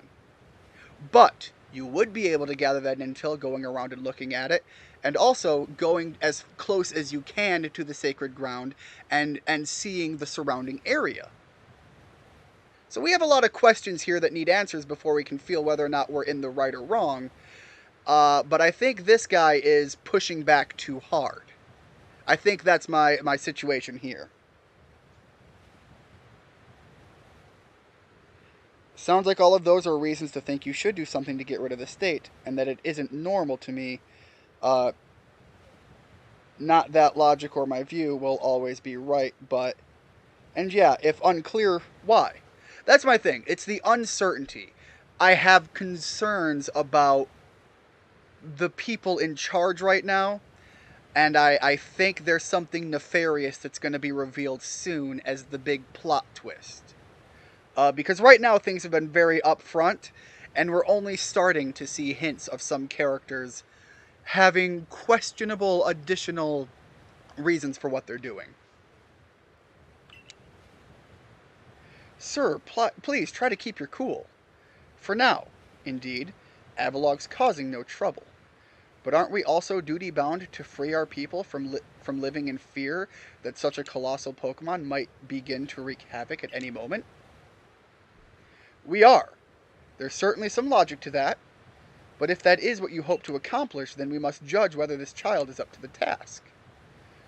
Who cares about the grandstanding? Let's get to battling. Right, so here's my challenge to see if I'm worthy to more or less go in and see this legendary Pokemon in the sacred grounds. You are by far the furthest into the story I've seen yet, so I couldn't even guess. Well, there's a lot of questions coming out, and I have stayed incredibly in the dark about this game. I have specifically been trying to avoid spoilers and additional information. So I am seeing all of this for the first time, and everything that I'm going on as far as reactions is as blind as I think anybody could be, short of somebody making this their first Pokemon game ever and still not watching any prior information. My musculature is as hard as and unyielding as ice. Think you can break through? Well, I think we're up for the challenge, if nothing else. All right, Chief is a rough one to open up with, but I think we can make this work still. We're outnumbered. You, sir. We can still make this work. We're just in a little bit rougher spot. Okay, Frostlass is plenty weak. We can even the numbers real quick here. In fact, I can even go with the Agile style Crunch. The Agile and the Strong styles are a trade-off. And Agile, in the top right, you'll see that there is a turn order. This is some of the changes in the battling styles that they've made. There's a turn order. By taking an Agile style, I can try to trigger it to reorder so that it's more in our favor. Even if it's not in the favor here, it might be more in our favor in the future. Whereas a Strong style will quite often flip things out of my favor. So the enemy might sometimes get the option to attack twice in a row even. Because that's not happening, and we're pretty close in levels, I feel pretty safe sticking with this order, unless of course he chooses to activate a style as well. Then things might flip out of what we clearly see depicted here. Just to try to give you the long and the short of what's going on. But we still have Pokemon battles. They are just very few and far between because very few Pokemon, very few people have started living side by side along with their Pokemon in this way and to this extent. Oh, and Ian, do you want to play some Super Smash Bros. Ultimate as well later on this week? Yeah, probably won't be tomorrow, but absolutely. Couple friends and I, we just so yeah, you can see what it's doing here in the top right to the menu, and you can see that the Agile style is normally weaker than a standard style. To my understanding, I might be wrong about that, but in this case, it wouldn't change the order at all. But over here to take a Strong style, which is stronger, it would, and that's the trade-off to taking a stronger move. I have an objective to make me want to take the weaker Agile anyways, so I'm going to do that. And yes, absolutely, I could play some Smash Brothers throughout the week. I have another stream of this happening tomorrow evening, and I also have, I think we were planning to play some Halo earlier before that stream. Outstanding! I'm tough as an iceberg, but you smashed me through and through. I suppose you all can get on with it now. This one's alright. Thank you, sir. Some may still have their doubts about a stranger like Ian, but I'll vouch for him. Again, we haven't seen anything yet to verify what condition the Pokemon's in, and we still don't know the source of that energy and what fighting these Pokemon do as a trade-off there. At the very least, we have received a situational backing to be in favor of, at the very least in the moment, we're helping the Pokemon themselves. So, that's my understanding of the situation as I read it so far. Then if you insist on quelling Avalug's frenzy, you'll want to claim some of that eternal ice he likes and bring it to my lord's seat. Good luck. Eternal ice, is it? For that you'll have to be able to fly, which means you need Braviary. Long story short, you've got to seek out a young lady named Sabi. Tell the long story long. You're not saving any time if we waste it puzzling out what you mean. Isn't Avalog one of the Pearl Clan's lords? Seems a bit odd for me to do the talking. But fine, listen up. The Eternal Ice stuff can be found atop Avalog's legacy here. But to get there, you'll need my clan's help. Not even Sneasler can climb this surface, let alone a person like you or me. You're going to have to approach by air with Braviary's help. So again, to dial this into some of the mechanics people reference in the Zelda game, this Braviary is going to act kind of like our glider, but assumably a little bit better because it will be outright flying. We'll find that out. Garrick once managed to climb nearly to the top of Avalog's legacy, I'll have you know. He says he made it to within 6 feet of the top. Might makes right, or at least height. And about Sabi, how do I put this? Even when she's not flying with Braviary, she's got her head in the clouds. Well, you'll understand once you meet her. Head towards Snow Point Temple, and you'll probably come across her sooner or later. Do we see her somewhere? Oh, not only do we see her somewhere, she's already here. My clairvoyance told me that I'd lead you on a chase. Think you can reach me? I see what you meant about Sabi, but why would she be up there? I mean, why wouldn't she be up there? She can fly, what's the difference? Or she can fly with Braviary. Seems you better focus on pursuing Warden Sabi, and let me focus on my workout while I still can.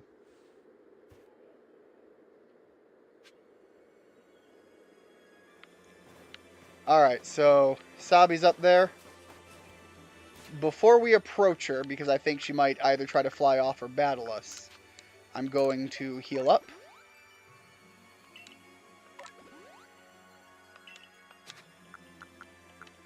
And I really need to go drop some items off at some point, but we don't really need to worry about that right now. There we go. I think we should climb up here. Is that the goal?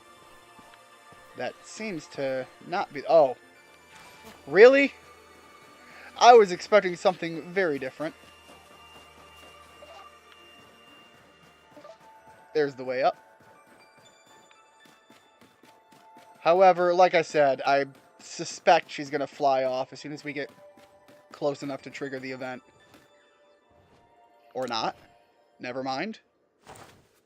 Hello, my name's Sabi. Nice to meet you, Ian. Same to you. I've heard about you. You're super talented, right? I bet you're going to be fun to play with. I know why you're here. You want Braviary's help so you can quell Avalog's frenzy, don't you? Well, you'll get it. If you can catch me first.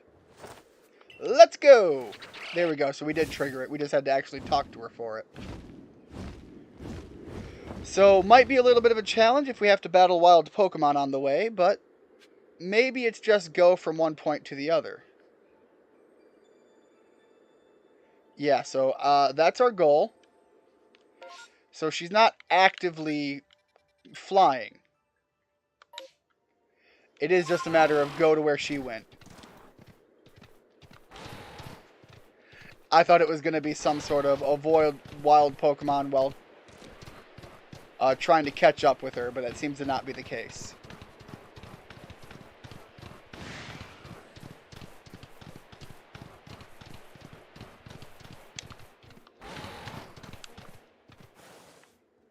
Let's see. Best path up that way might be these cliff sides over here, which would kind of be going back to the very beginning, and I less want to do that, so... Even though it might not be the ideal way to get up there, I'm going to take this path instead.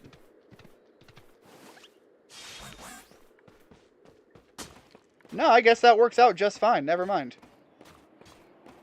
It wasn't the steepness going up that had me worried. It was that it might not have been sheer up and steep enough.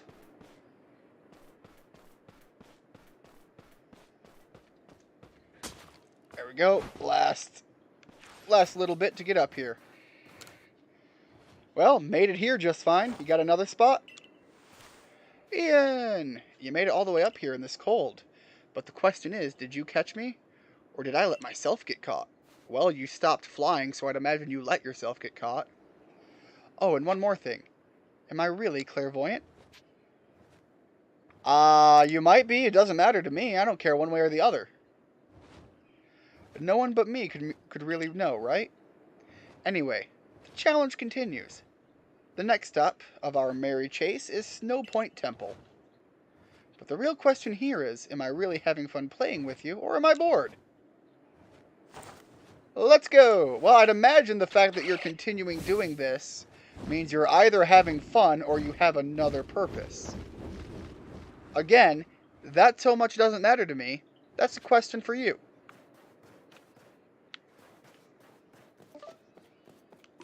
Alright, let's get down there. Don't want to take the sheer jump, so we'll switch to this and do a proper descend. I really don't want to do too much damage to anything or anyone, so... no, trigger the climb. No space for my satchel for that. Alright. Last little bit here, I'll drop down. And I've been up that way before already, so shouldn't be too hard to get back there. Or maybe she's doing it because she's bored. But she can slack off and do whatever she wants while she waits, so she keeps playing chase. I mean, there's a lot of reasons that could be why she does what she does. She could be just a sociopath and want to waste time. A lot of things. I think there's either a reason for what she's doing, or she's doing it for the fun of it. I can't imagine you would be going through this song and dance without either such reason.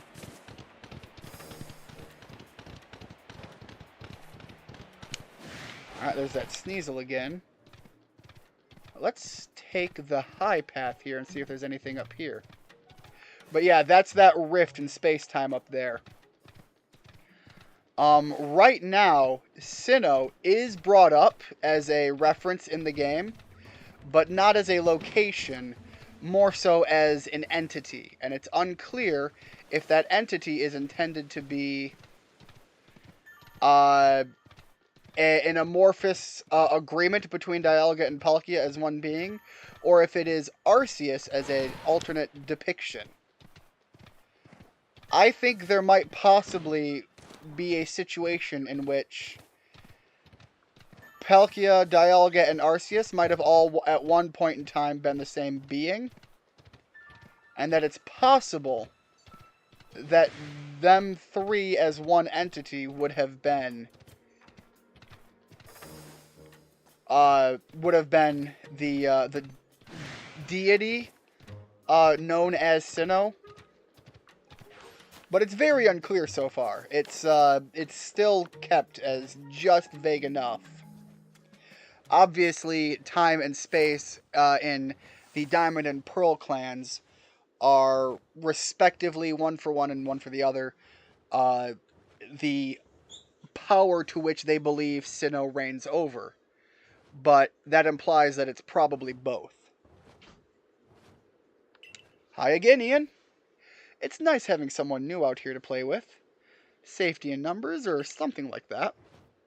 Anyway, here's Snow Point Temple. I've opened the front door for you. Just a little more chasing left for you to do. But the real question here is, am I really having fun playing with you, or am I bored? Again, it could be either. Could be that you were bored and therefore you chose to play with me. I heard what Warden Sabi said. If you have Warden Sabi's approval to enter, then by all means do so. But be warned, those who cannot solve the temple's puzzles won't... blah, blah, blah, blah. Puzzles, yep. I'll be honest, I'm going to have a little bit of trouble with that. Not because I'm dumb. Maybe because I'm dumb. But because I truly believe in Streamer's Curse. You always look stupidest on a stream. I've heard that the trick is to pay attention to which way the stone statues are looking. Come to think of it, I believe the statues have some sort of pattern on their chests, too. It's the same thing with, playing any game. Something about streaming a game changes the formula. Alright, we got some here looking right, some here looking left. They have patterns on the eyes. These resemble the Reggies. Yeah, Bronzong, I'll deal with you in a moment. We'll continue the run around while I look things over. So, typing. Could be ice, could be rock. Not very clear. I'm going to assume ice because that looks a lot more like rock. Got it, Bronzong. That looks like ice. So now I'm questioning the other ones. Possibly lightning? Alright, I took that hit. Maybe I should clear out the room first. I thought Arceus was already supposed to be a god.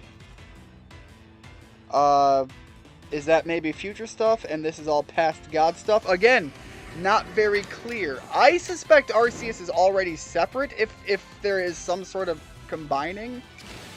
But again, there's a lot unknown. I suspect we're going to have Dalgil, we're going to have Palkia, and we're going to have Arceus.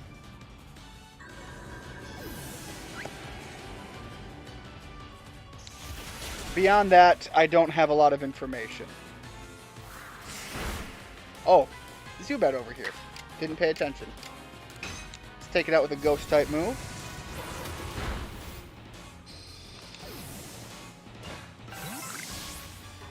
There we go.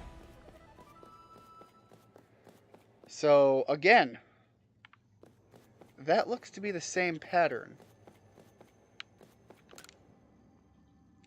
Faint traces of a steel pattern. Okay, so that's steel.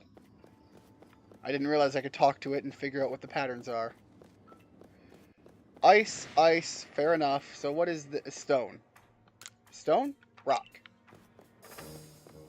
Alright, another Bronzong? Really? If they change the symbols and those match the new symbols for the elements. Oh, they changed the type symbols. Fair enough.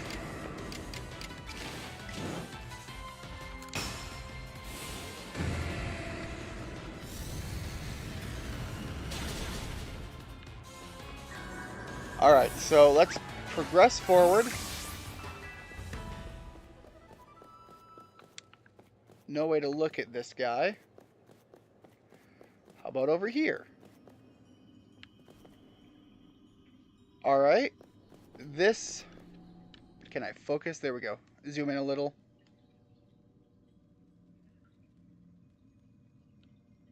What? I mean, these are obviously Pokemon. I'm assuming that might be an Arcanine. Maybe not. These look like some legendaries again. That looks like a Manaphy there. I see Palkia.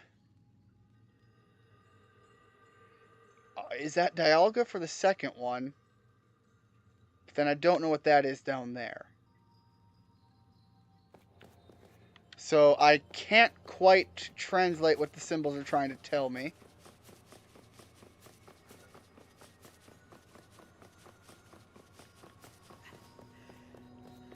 So far, there's only the one way to go. Now there's two ways to go. Lovely.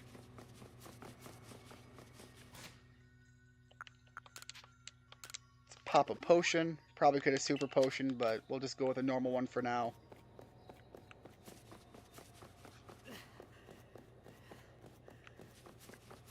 I guess technically the marker is up anyway, so I must have gone the right way to some extent. Stone, looking this way. This way it's looking to, I think that was metal. And this one is ice.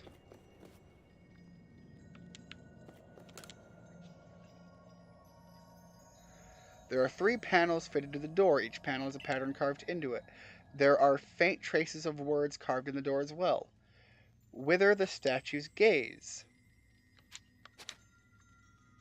Whither the statues gaze? Alright, so we're looking here at the eyes, or what I presume to be the eyes, and nothing jumps out at me as different between them. So we're going to try the order that they appeared in first. So we're going to do stone, metal, and then ice.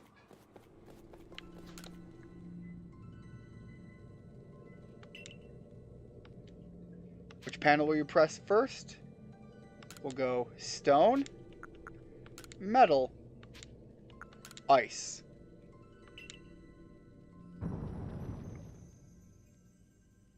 Did that... Hey, got it right.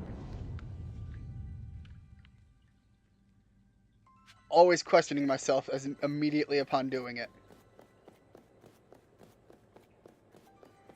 Nothing behind you. And here we have ice. And then stone. And then metal. Looking in there. So if the stone is looking at the metal, geez, I'm talking myself. Ice, stone, metal, whatever that one is next. So ignore this guy and go in here. Ice, stone, metal, stone, ice.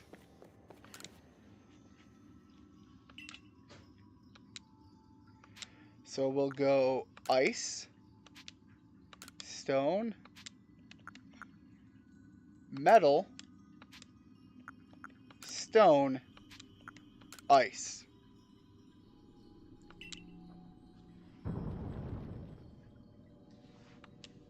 And we're going to have one that's even longer, and it's going to rack my brain because my memory is terrible.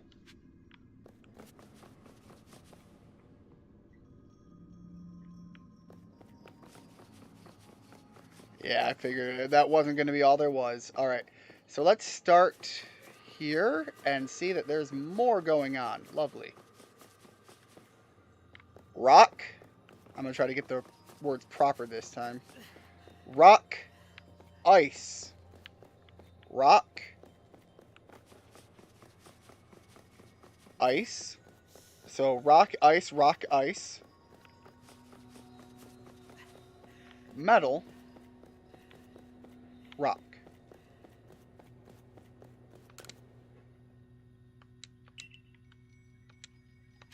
So we'll go rock, ice, rock, ice, steel, rock.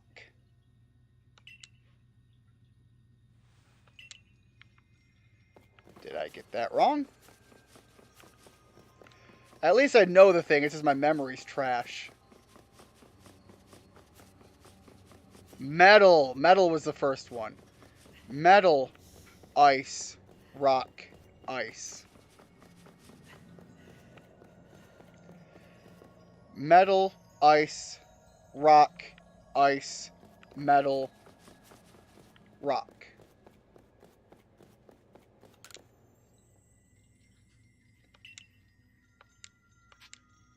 So it's metal. Oh, you wrote it down there? Metal, ice, rock, ice, steel. Alright, so we'll go with... I just put in steel. So ice, rock, ice. Hold on. Steel, rock. Oof. I should just be going with my brain. Let's do the Nevermind, and let me just... I'm going to write this down in chat myself, because my memory's too trash. I know my memory is garbage. I can rattle about some ideas, but my memory's garbage. We have Steel. We have Steel to Ice. Steel to Ice to Rock. I'm sorry that my memory is absolute garbage. To Ice. Maybe I can spell it right with my giant gorilla thumbs. Steel.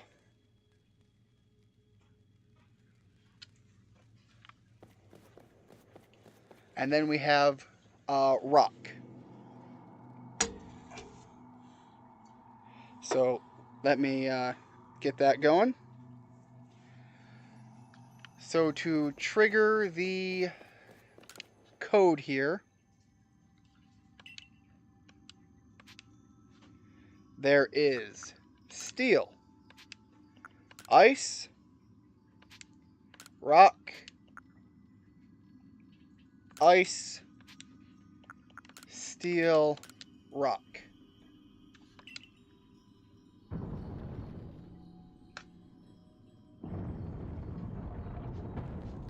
There we go. Figured it out. Kind of sucks trying to remember a long pattern without an aid. Yeah, even if I just had some paper and pencil, I could have wrote it down. But, you know, you throw too many things at me, and I need to either jump on it immediately, or I'm just destined to forget.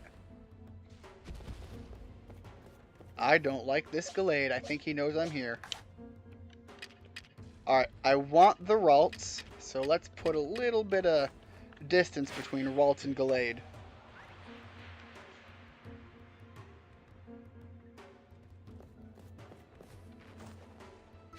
Make sure he eats. He or her, I don't know which it is yet. And then put even more distance. And if I can come at it from behind. There we go.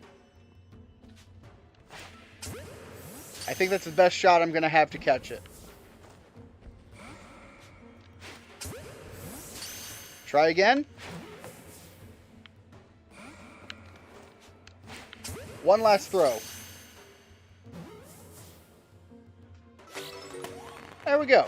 And caught it. Now this guy, he's going to want to battle. And I think my best shot is going to be going in with the type advantage. Alright, I guess I didn't trigger the battle. There we go.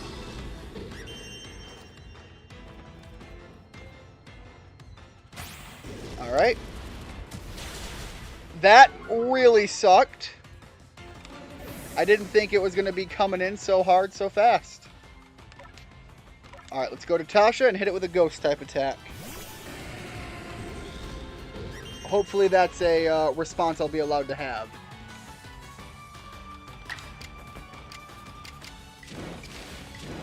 Yeah, I can't even play around with the agile. Just gonna hit it as hard as I can, as often as I can, as fast as I can.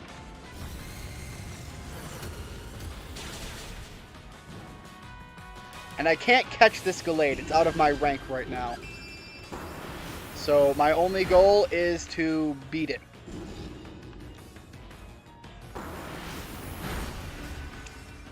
Alright, that's 2 Pokemon down, but honestly, the third one still should work out. And we're actually at a point that we could catch it if we had the option at all.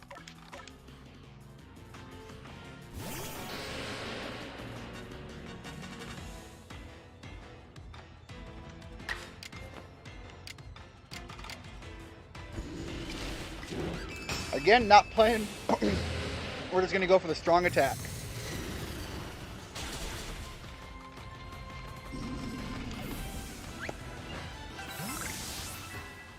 Strong attack, super effective, critical hit. Would have been hard to lose that one. Unfortunately, we are now down 2 powerful Pokemon. And I apologize if you hear me eating. I've mentioned this before. I had a family member that was going to be delivering my food. I had already paid for the food, paid for them, and so that was, if you heard it in the background, that's what was going on there. Alright, so, yeah, wow. Okay, you're going to be a little bit more aggressive. Alright.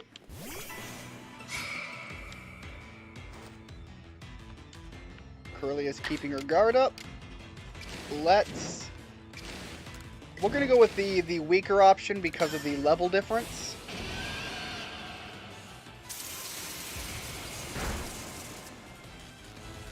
And it's paralyzed, so this is a great opportunity for us to try to catch it unless it runs away.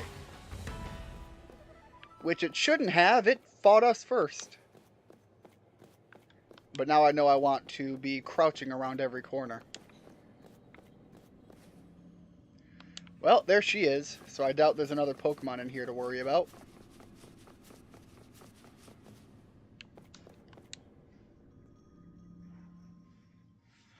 I guess I've been caught, so we're nearly done. That's no fun. Hey, remember my clairvoyance? It showed me something else. I saw you flying with Braviary. Do you think that'll come to pass? Well, it will. I'll see to it. Well, however the future turns out, flying with Braviary isn't easy. If you really want to be able to fly high in the sky, prove to me you're strong enough. Gonna take us on? Well, I'd love to go heal first, but I don't want to come back through all of this, so we're gonna give it our best shot with what we have. Wow, and she's got a Rhyperior, Magmortar, and Electivire, and they're coming at me all at once. Seems a little cheap, ma'am.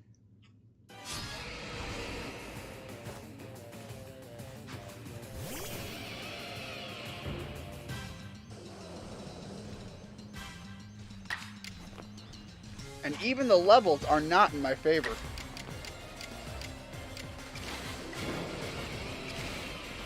I mean, there's no point in even thinking that we're going to survive the attacks.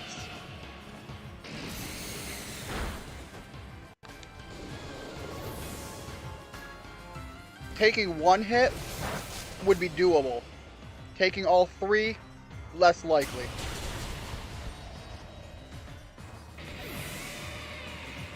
Alright, the next biggest threat is the Electivire.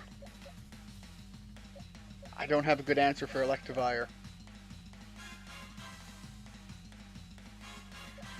Alright, I'm going to try the long game on Electivire.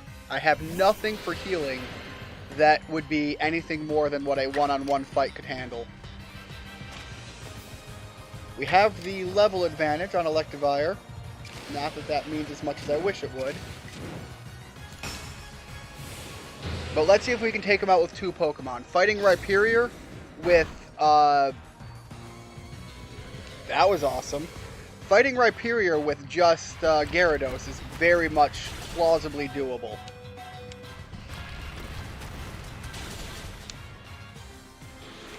That Rock-type attack is going to suck, though.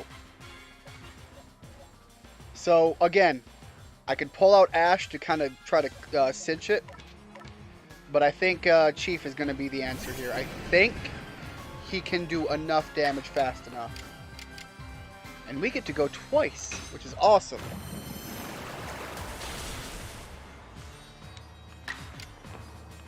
And there we go. I wasn't necessarily feeling the likelihood because all 3 of them came out at once, but we were able to make it work.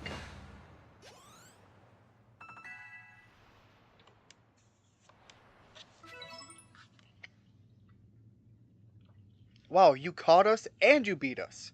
You've won all of our games so far. But Braviary still wants to get to know you even better. Up on the roof we go. Up on the rooftop, click, click, click. And down through the chimney with old Saint Nick.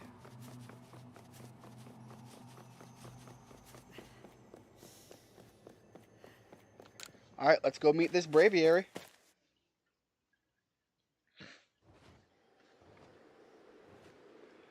Wow, it's just you and I up here. Sorry, I want to take a look before we keep going. Obviously, if I see another Pokemon, I'm going to run away, because I don't have the means to fight them right now. But I do very much want to see what we have going on. So I think after this cutscene plays out, and we get Braviary, and we pursue it all the way through, I suspect there's going to be something that takes place up here. Probably even just a hidden unknown. But that hasn't spawned in yet, so...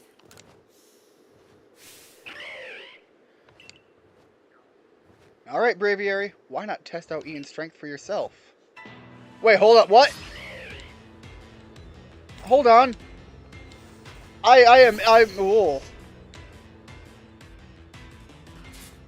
Okay. Yeah, we got this. Let's go with a strong rock slide. You're flying type. So we'll see if that can't put things heavily in our favor right off the bat. Alright, so it might be able to attack twice. But in reality, this actually should be a lot more favorable than I feared. Never mind, recoil took care of it itself. Again, I immediately was just like, we'll give it a shot, and Braviary took itself out. I can't believe Braviary lost. But, that's that. Thanks for playing with me. Guess I'll head home now. Bye! I mean, no, it's on her. Oh, I was kidding. Play along with me on your flute. So now the Braviary has to figure out how we play the flute, which, again, I like the idea that the Pokemon can tell the slight differences, but, you know, while playing, there's no way that Braviary could tell the difference between who's playing. It's the same audio file, but I think the narrative is that Braviary knows the specific person and how they play it, so that they don't just come to anybody playing any flute. Braviary opened his heart and learned well the sound of your playing. You received the Sky Plate from Braviary. So the last one is going to be the Ice Plate, and we've got to go earn that one still. Thanks, Sabi.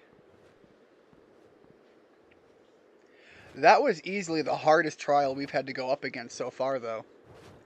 Sure, having Ian to fly around with should be fun for Braviary. Yeah? I'm glad. A world where people and Pokemon live and work together, huh? Tell me, why do you think the lightning that comes from the rift would cause these frenzies? Do you think this is the Almighty Sinnoh's anger? Or do you think this is a trial it's putting to us? If it's a trial, if we prove ourselves worthy, and we quell the last noble, calm Avalugg, then the rift really ought to close, right? Even if the one who seems to be clearing this trial is a newcomer like you, not one of us who've been living here in Hisui for ages now. How come you're playing all wise? I thought you weren't a big thinker, Adaman. Hush, Sabi. I can feel history on the move. And as far as I can see, the one ushering in this new era is you.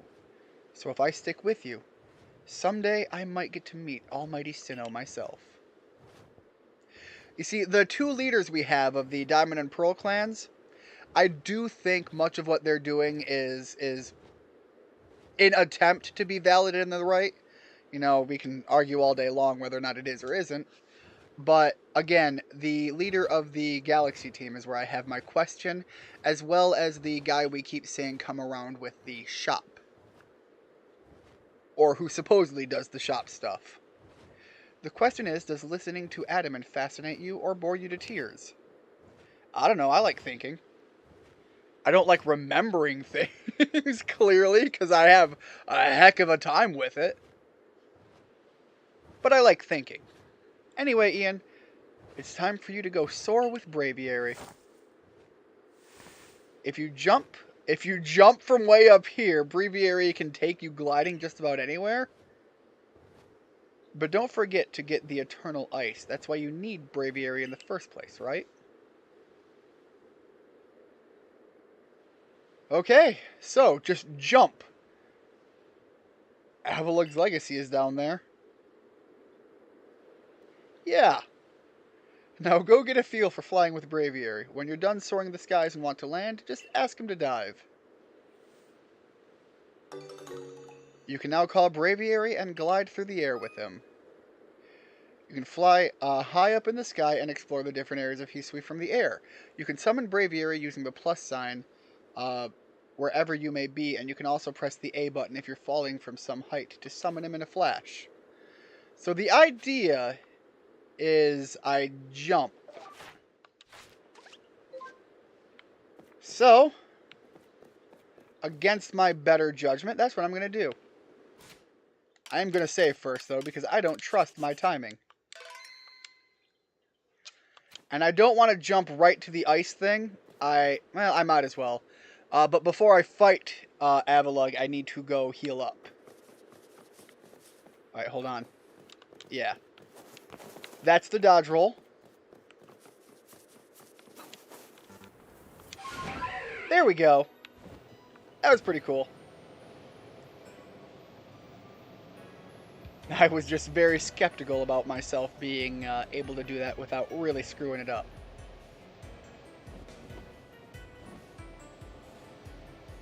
Alright, so let's dive a lot lower. Okay, good. It's not a committed dive. I can kind of feather it in myself.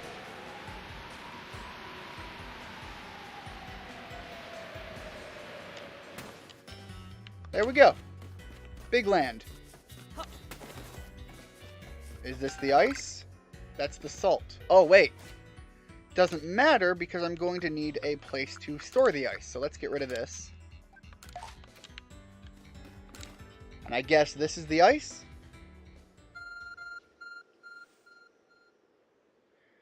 Your ARC phone is beeping. And on that, I will be right back, people. Just give me a moment.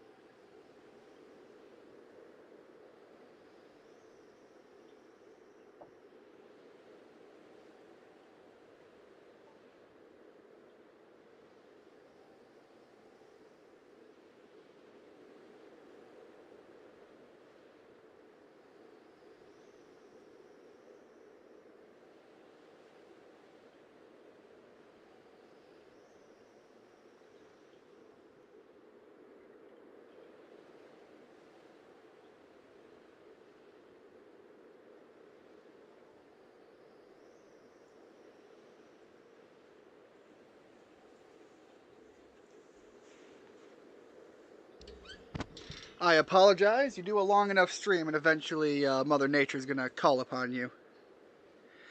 Not sure if you missed anything getting important, getting food at the moment. Nope, you didn't miss anything. I had to walk off for a quick second. Like I said, nature called. You obtained a piece of Eternal Ice. So something happened on the ARC phone. The big story thing that happened is we passed Braviary's trial, so we do have access to a big flying bird now. Garrick? At last, this summit is conquered! The man literally climbed up here. And I see you made it too, which means he can now climb officially better than the rideable Pokemon that is made for climbing. Flew down to this place and obtained the Eternal Ice, did you?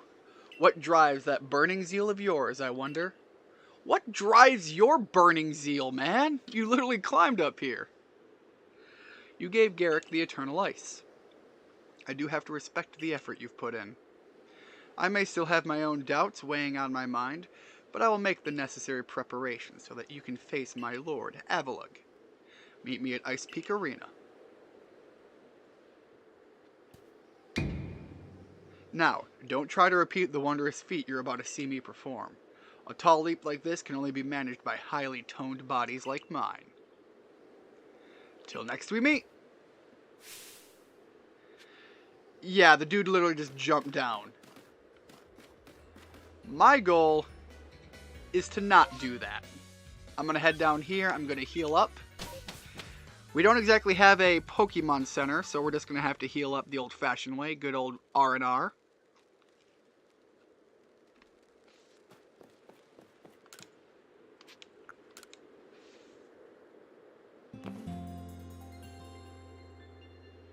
And we're going to rest until morning so there's plenty of light available.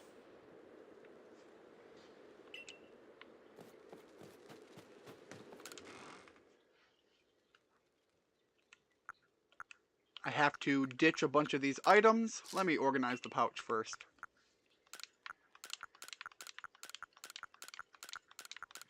Clear up some space to get some new ones. And while I'm at it, I have some things I want to go do back at town. So I think I'm going to go back to the, back to town. I'm going to do whatever I'm planning to do there. I just want to do some preparations. Because going forward, I'm kind of going to do a big push to go fight Avalugg.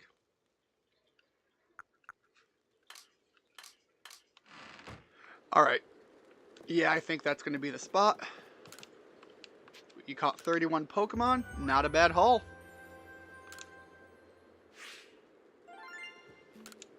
Almost $20,000. Holy cow. It seems you made some new observation. Let's have a look. Alright, Pikachu is full up, so we could evolve him at any point. My Arcanine, he's got a complete research pad. Now, these ones I've still got to go do some work on, so we'll take a look at those when we're able. But we do have enough points to level up. Splendiferous results. I dare say you've earned yourself a promotion to the next rank. Best report to Captain Celine, won't you? Whoops. No, I wanna head back.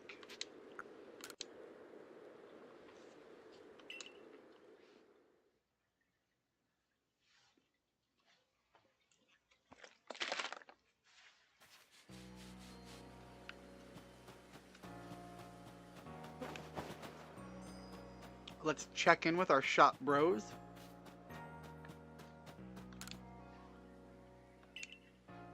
A mystery claw. Yeah, I've got 10,000. I'll buy it.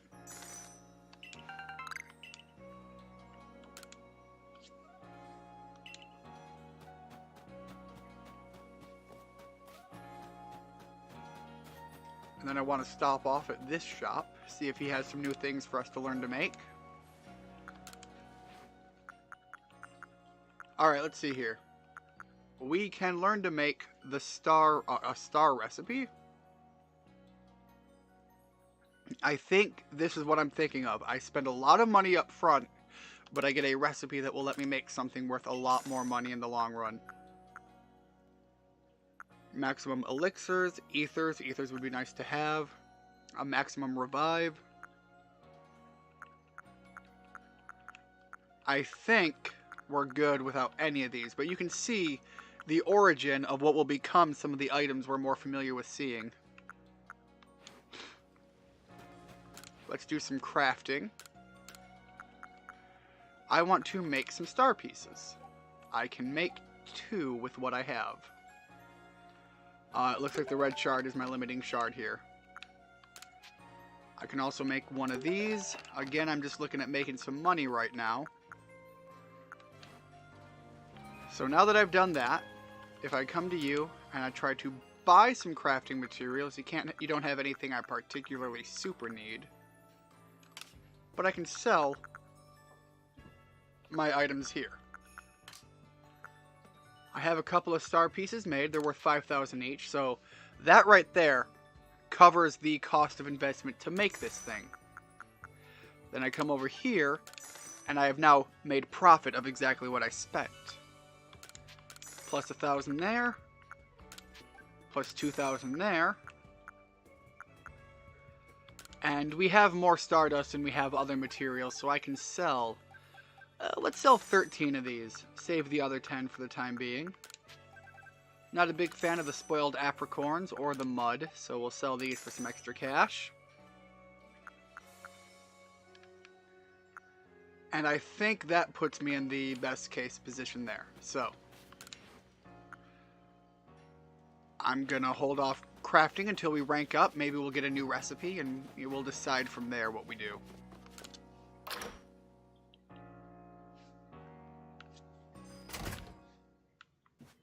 Oh, we got a new mission if we choose to go pursue that. There are some requests posted on the blackboard. Which one will you check? Wormpul's evolved. Beauregard from the Security Corps seems to be in a pickle over his Wormpul's evolution. Speak with him and look into it, won't you? Oh, that's right. He's not destined to get the one he wanted. Snow White Vulpix. Yes! The Alolan Vulpix. We gotta get a couple of these if we can. You seek a Security Corps fellow from Alola. He has several Vulpix, but he calls them... Kyokyo? Track him down and see what his request entails. I will do that one down the line, just like the Ponyta one. In the immediate, I need to get my rank up. I'm back. You think? Might end up just leaving shortly, though. No issues. Thank you very much for stopping in. You have made progress. It seems you have earned yourself a star. Thank you very much. And this, I think, is the last one we really need to get for the main mission. I was skeptical if 4 was enough, but I know it was either 4 or 5 that you need. With this, you have officially attained the rank of 6th star in the Galaxy Expedition. Did I just get my 6th or did I get my 5th? Anyways, I can now make Ultra Balls, which is the ideal ball to be carrying for the most part. The recipe for crafting Ultra Balls. Very much needed. A couple of max potion recipes. Awesome. Did she give me some Ultra Balls? I don't think so. I think in the past she has also given new ball recipes along with some new balls, but this one is just the recipe. So to craft the Ultra Balls, I need Apricorn, Tumblestones, and Iron Chunks. It's literally the same recipe as the Great Ball with the extra materials on the side. Yeah, I'm just gonna...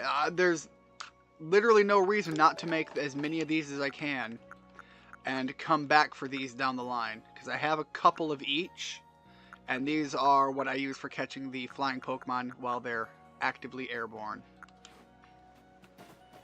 I am low on Oran Berries, and Oran Berries are used for medicine, so I need to see if I can buy a few of those. But right now, I could buy more than a few.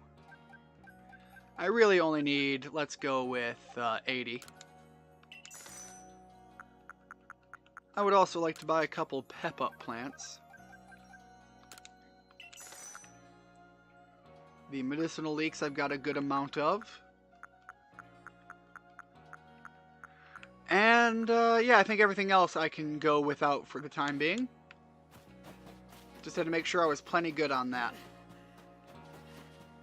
While we're at it, I can also go see about learning a few new moves for some Pokemon. Alright, move those. Organize my bag. I am now going to unfavorite the heavy balls and get rid of them, because I think the Ultra Ball will just be more reliable. These are still for flying. I'm going to store my more valuable ones. And looking at what we have here, I am going to go back to using Oran Berries for the time being. Move those into storage. And make some more medicine products to travel with me. So let's go do that crafting, and then that's it for the crafting side of things. We do have an easy mission to get the end of right here as well.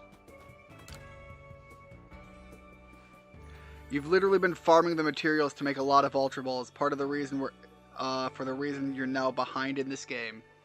I don't blame you, man. Ultra Balls are going to be the absolute go-to from this point on. Obviously, I'm going to burn through what I have presently. But once I do that, like, why make anything else? The Ultra Balls are going to be the bread and butter of what you do. With the exception of maybe the Flight Balls for the necessity of it. I don't believe it. Professor Laventon seems to think that my Beauticia here is going to be a Cascoon. But hello, it's clearly a Silcoon. It literally says Cascoon. You're making some kind of Pokedex or something together with the professor, right? You gotta help me. Please go catch a wild Silcoon so I can prove it's the same species of... I think I have one. Oh, I must not have one. I know I have a Beautifly. Now, before you buy a wee treat, lend me your ear a moment, would you, lad? I came up with a new treat using candy truffles, but it's caused me nothing but sorrow. Every last person who tries it says it's beyond saving, a complete disaster, utterly terrible. I've had to shelve this new creation, and there it remains, in a salty puddle of my bitter tears. It'll likely never see the light of day again. Sorry about that. It seems like I'll never be able to pull a profit from my creation, but I'd at least like to share my recipe with someone, lest it be forgotten entirely. You like making things with your own hands, don't you? I could share my recipe with you. I've got plenty of candy truffles to spare, but you'll need to bring a soot fruit root, a springy mushroom, and a hoppo berry. Got it? Alright, I think I have all three of those. Just gotta go grab them. I have no idea what this trade-off is gonna be.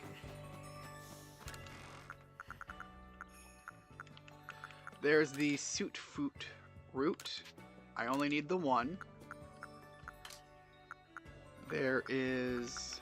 I thought I had the hoppo berry. Maybe I don't. Hoppo berry. What was the other item? Guess I will never know. Let's see. I think it was a mushroom. Was it not?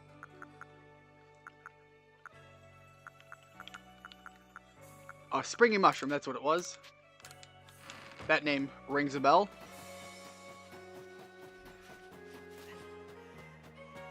I can see still having lesser balls just in case you run out if they can be made with a recipe that doesn't include any ingredients used for Ultra Balls, or only ones you have a particular excess of. Yeah, that's the thing, is all of the ingredients used to make an Ultra Ball is used to make even the standard Pokeball.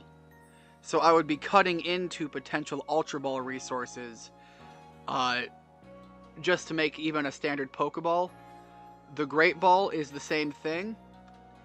And there's only, and even one item is still shared amongst the other options. But the other options, like the Wing Balls and so on, at least serve a different utility, being that you can throw them farther, so they're better at catching Pokemon actively in flight. But beyond that, it's just going to be the Ultra Balls and either the Feather or Wing Balls, because there's too much similarity between the Pokeball and the Great Ball.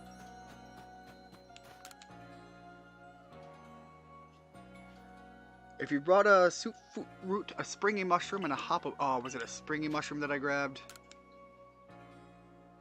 It must have been. You handed over the soot root, the springy mushroom, and the hoppo berry. Then learn from the master, who makes things that nobody wants. A swap snack. When eaten, this curious snack temporarily swaps the Pokemon. Damn! That is one single item that instantly makes, if there are Shuckle in this game, Shuckle just became the ultimate glass cannon. Well, if that isn't just typical for a famous Survey Corps recruit, took to it like a Finian to water. Swap snacks seem to swap around a Pokemon's offensive stats and defensive stats for a time. It's a curious sort of mix-up. Not at all what I was going for, but life serves up all kinds of surprises. And you Survey Corps folks end up fighting against all sorts of different Pokemon, don't you? If anyone can find good use for my swap snacks, I'm sure it would be someone like you. That is a damn good item with some really good usefulness to it. Alright, and then this up here is where I can learn new moves. I might just want to grab a few new moves for a few of my Pokemon. Heard you raised your rank again, so I can teach you some more new moves. Let's go for some new moves. Richard could use a few new ones. We can get rid of that Swift if he has access to a better move. Psychic, absolutely. That's already the winner. I don't even need to look at anything else. I don't have any other Psychic Pokemon for Psychic moves, so that's plain as day. Alright, Bruce. We could use Ominous Wind, that's a good one. Zen Headbutt's great. Especially because Bruce is a physical offensive just beast. So Ominous Wind is not worth it. Zen Headbutt and X-Scissor are good trade-offs. Giga Impact if I wanted to bother with moves like that, but I don't think I do, so that's it for him. And Dodge. Dodge, there's got to be some good new moves for him. Oh, Fire Fang, Ice Fang, God, absolutely. Thunderbolt is good. It's better than our Thunder Shock. We're getting near the end game, so I'm ready to just really beef up the main team and swap around as need be for anything else.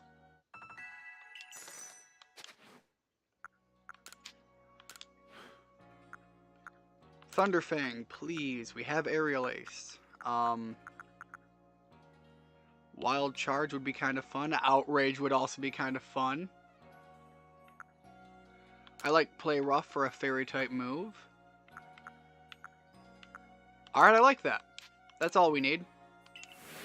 I don't need to go for Flamethrower. We already have Fire Fang, and Arcanine is more of a physical attacker than anything else.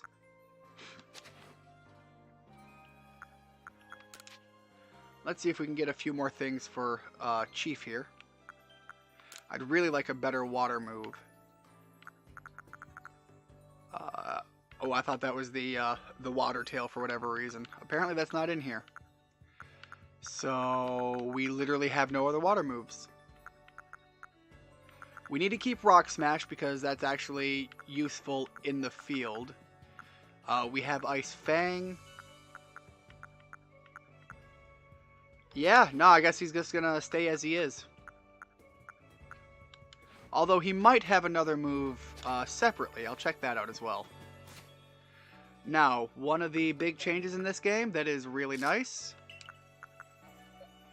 is all of the moves are constantly learned. So I can equip the move itself based on what I want to do. So there we go. We do have Aqua Tail already. I just didn't realize it. And just like that, Chief is good to go. Let's change Ash around. We have Iron Tail that I can swap out for Thunderfang. We have Fire Fang, Rock Slide is good, and Crunch. I think I'll take... Man, I kind of want to take Play Rough. We have other Dark-type Pokemon, so we'll get rid of Crunch on Ash and instead go for Play Rough for the Fairy-type coverage.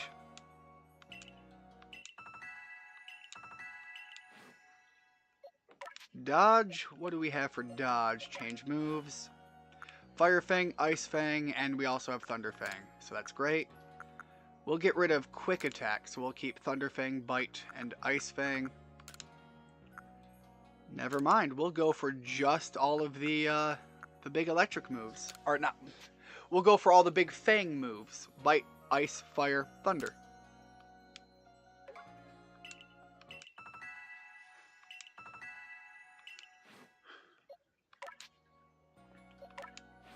Bruce over here, we have X-Scissor, which I know I want to put on. I don't use Hypnosis often because Hypnosis works drastically different in this game.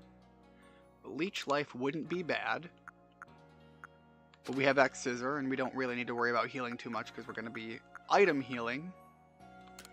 And we'll take... Actually, we'll take just that. We'll leave Zen Headbutt off. Since Umbreon's going to be my psychic go-to for the attack coverage at least. So, Psychic instead of Quick Attack. And I needn't do anything else. Snarl's not great, but I really don't have a better move to throw on in its place. We could go for Double Edge, but I don't like moves that hurt me on top of it, so we'll just call that good.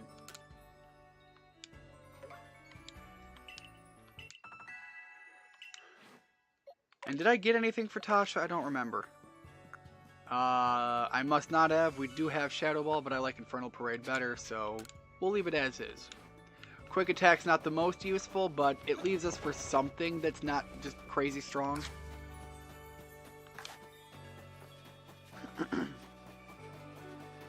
Alright, onward to progress. I can make the healing items actually at the base camp once we spawn in, so I realized after I ran past it I didn't make the item. Oh! I think there is a special spawning in of a bunch of Haunters. Yeah, a mass outbreak of Haunters in the top left. I don't need to go worry about that. The mass outbreak, from what I understand, is a great resource for trying to catch shiny Pokemon, though. Because there's just so many that spawn in. Alright, potions. I think, yeah, I use potions to make super potions, and I use super potions to make hyper potions. I'm not going to make anything bigger than a super potion, but that still means I need to max out my my run of standard potions. And then I'll make as many supers as I can, leaving me without any medicinal leaks for revives, but preferably I shouldn't... Anytime I'm going to need a revive, I could just come back to base camp. It's not as good as having a bunch of revives on hand, but I don't have a bunch of revives available to me right now.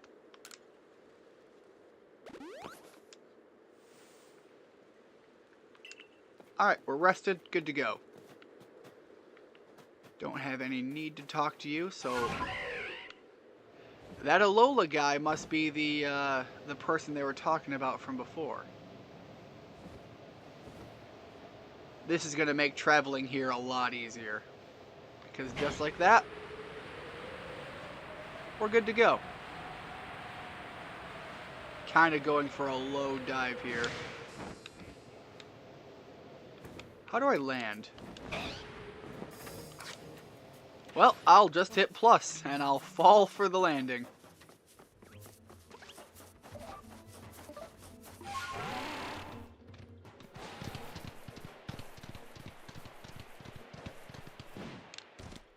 Ooh, alright, we got some cool Machokes in the area. There would be Machokes in the area with this guy. Not as good as can be used for anything. If you can't imagine better, it's probably due to lack of imagination.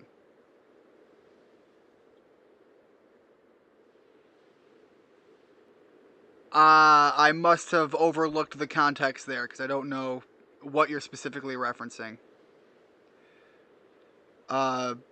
Someone apparently said they got 2 shinies in one mass outbreak. I'm skeptical about that, but I can't confirm it's false, obviously. So it might have been done. Yeah, it's not impossible, and you can really reduce the chances, especially in the late game. There's a lot of ways, and the lowest you can get it is arguably the lowest it's ever been. Not having Pokemon Faint would be better than either going to the base camp or having reses. Yes, that okay. Yes, the best case scenario would be never having to need one. The second best case scenario would be having them available. And hey, even if I don't have the other two conditions met, I have the third and final fallback, which is going back to my base to heal up. However, the position I'm in now is for a long time not needing to make potions, because I have a huge stockpile right now. So now any of the resources I get that, because they're shared between the revives and the potions, and so now I just need to rebuild up my supply of those items, and I can go back to crafting revives more regularly. Why, if it isn't Ian? And it's not to say I'm not going to faint. That's a likely outcome for the fact that I'm the levels I'm at and where I'm at in the game. What a pleasure, finding a familiar face. And I have money. I could go buy some too if I really need them. Finding a familiar face, or any face, in this far corner of the Alabaster Icelands. I came to bring Garrick an order of sword caps, and he was more than willing to have a chat about Avalugg. What do you say? Interesting in a bit of gossip? Absolutely. And why wouldn't you be?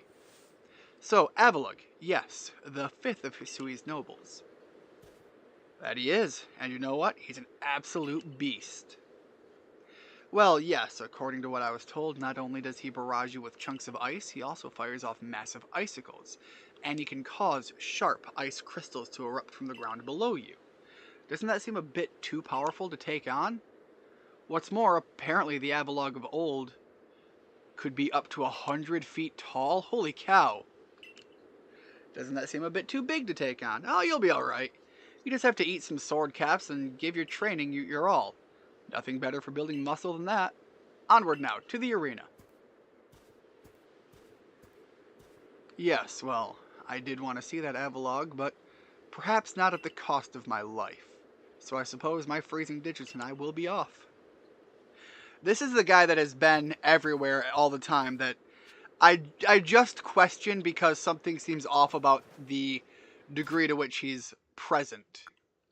Literally no other reason other than something just seems a little weird.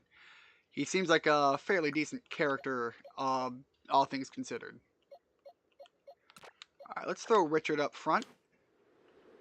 And swap to him just because that might possibly be what determines that.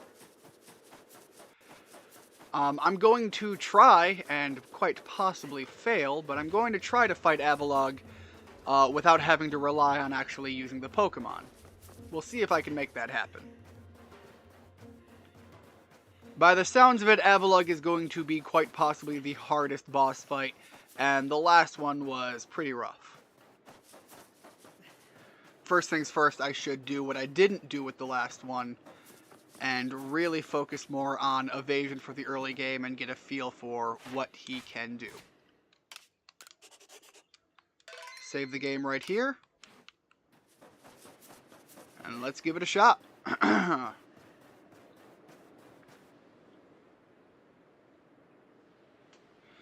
So, we are to quell Avalugg as you wished. In the end, the strength of your feelings won out. Or maybe your real strength comes from the way that you walk among both people and Pokemon. Well, I suppose I'd better get to work making some bombs using that eternal ice. I've heard how they are made, and with muscles like mine, it'll only take a moment's work.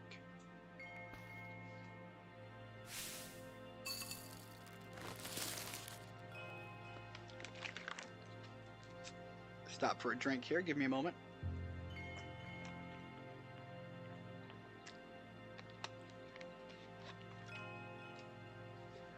And there you have it. If you truly wish to quell Avalugg, then walk on. The path lies before you. But know that Avalugg will hurl chunks of ice at you without relent. You'll need unrivaled dodging ability. Alright, I'm going in. Because I'm putting that stipulation on me of trying to see if I can do this without Pokemon, I might have to do this one twice. Given how the last one went.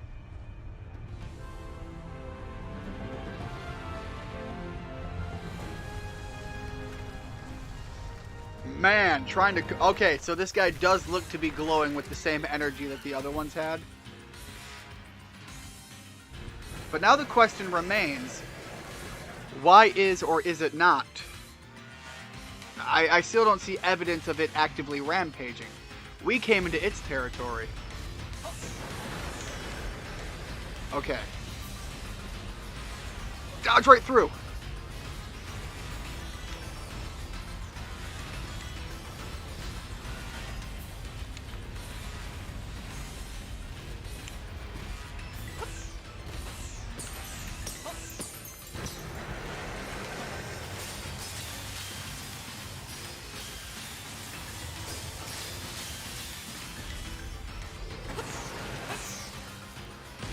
Missed.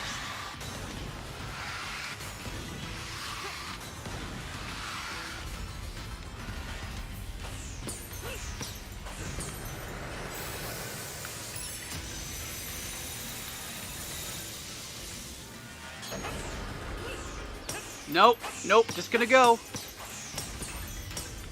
No Pokemon.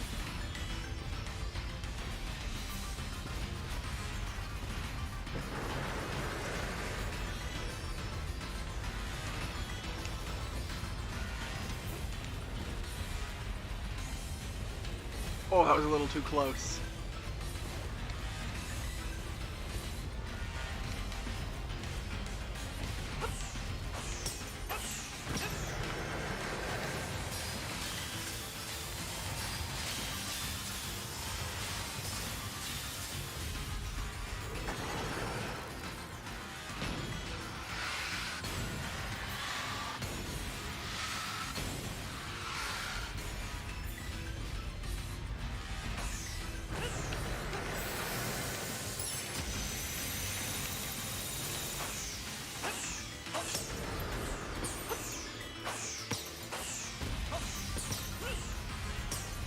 One hell of an Avalugg size, though.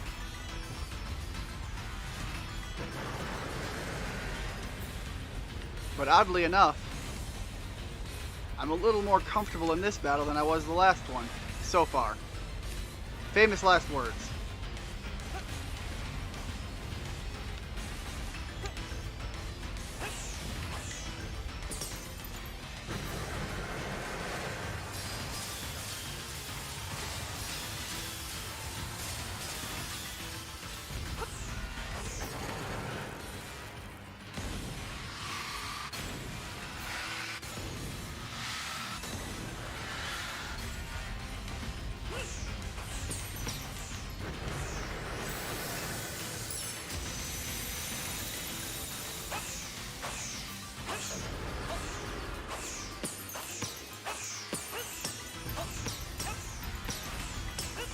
Halfway.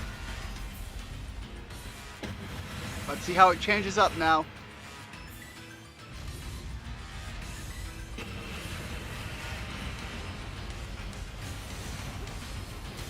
Alright, more than one action at once. Could be rough.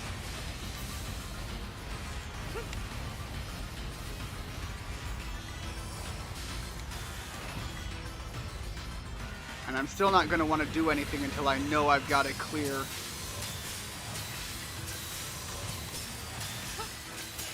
Okay, yep, that's rough. So the ice stays around afterwards. Okay, and now that's even faster, so I have to dodge, I can't just... Yep, okay, so the change up is really rough.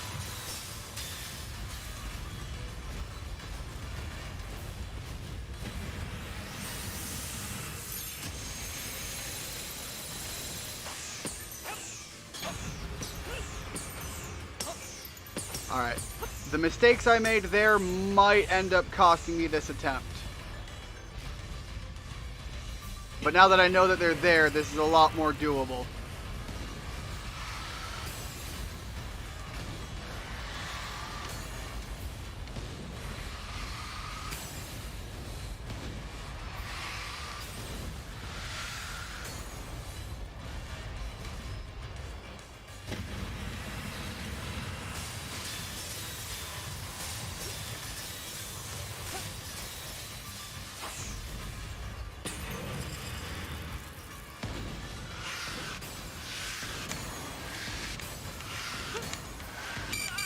got hit with that last one.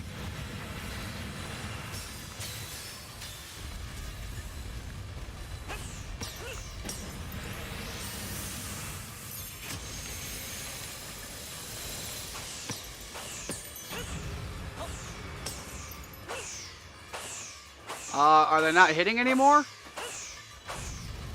Yeah, that was rough. What the hell, game?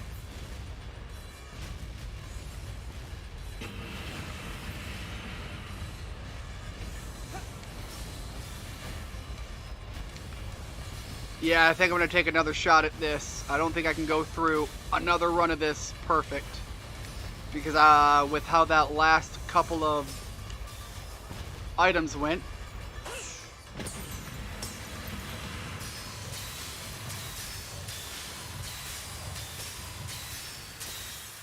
Okay, and that's how I can avoid that one easy peasy.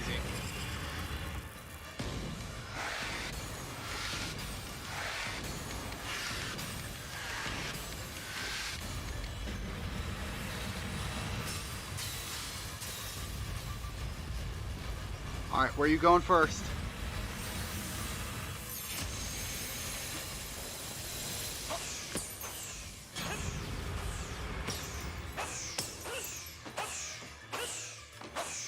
How are they not being thrown far enough? Really, game? Alright, I gotta do one more run like that.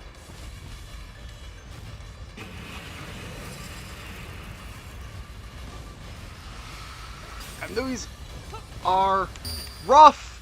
I got thrown off. I thought they were going to be coming as fast as the other ones do. They don't. That was my mistake. Alright, there we go. One blackout in this entire run so far. And I'm going to restart that battle. I think I can do it. No Pokemon. PC only.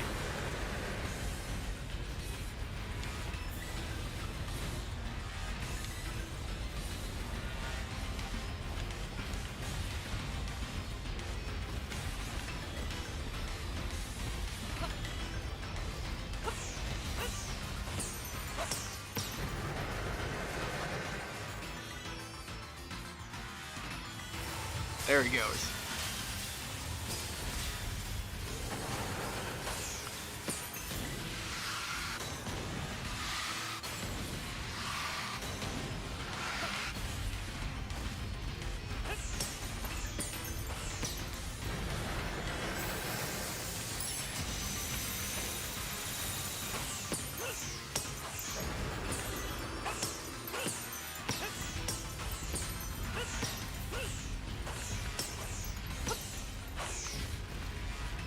Yeah, okay, so a couple of those occasionally hit.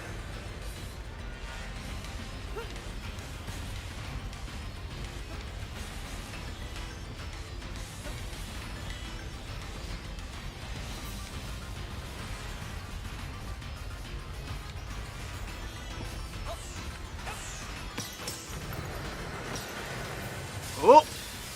Almost ran into it.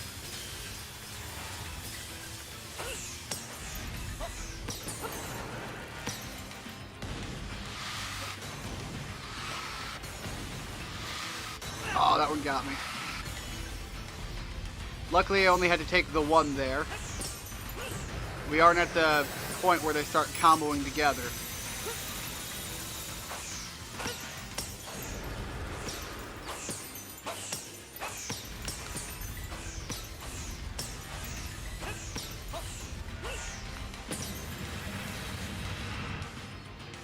Alright, phase 2, we've only taken one hit so far.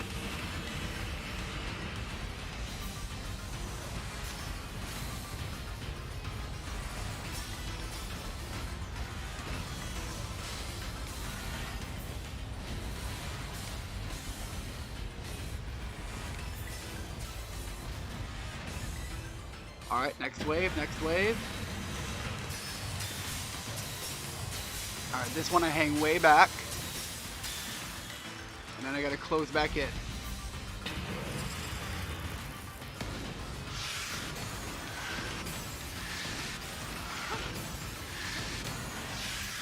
Oh! Almost botched that last one.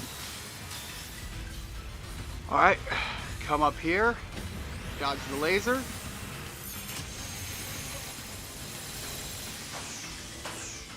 And repeat the ball throw.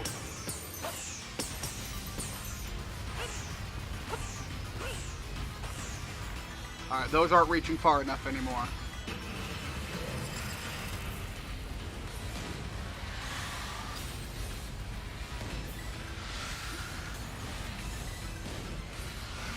There's a slight audio cue that I'm listening for.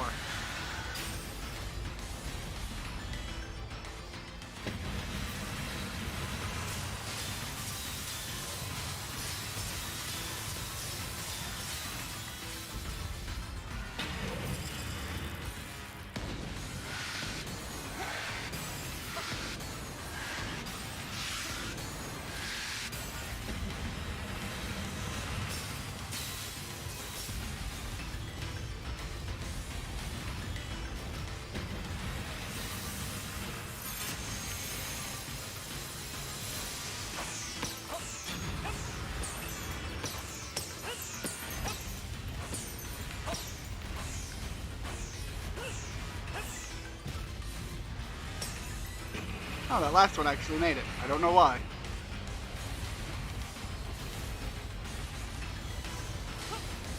Oh, that was a little rough.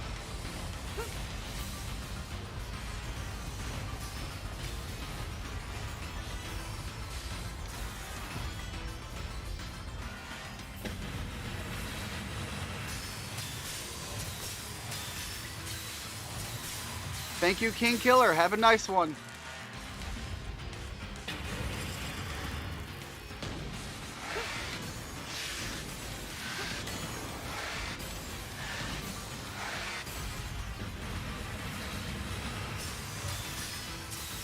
Alright, bring on your big laser guy.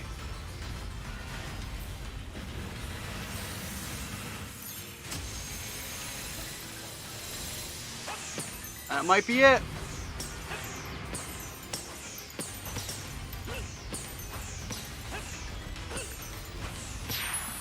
Yes! Food only, no need for the battle. This game has people who don't know what shoulders are. Okay. I must have overlooked something, but that is a funny comment out of context. Alright. No need for Pokemon. Doing it solo.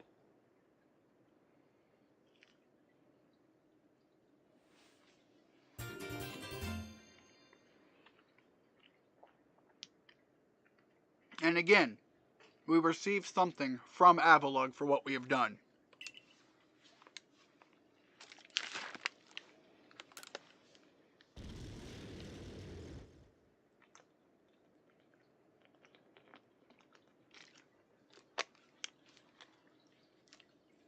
Alright, Garrick, sir, you needn't look quite so downcast.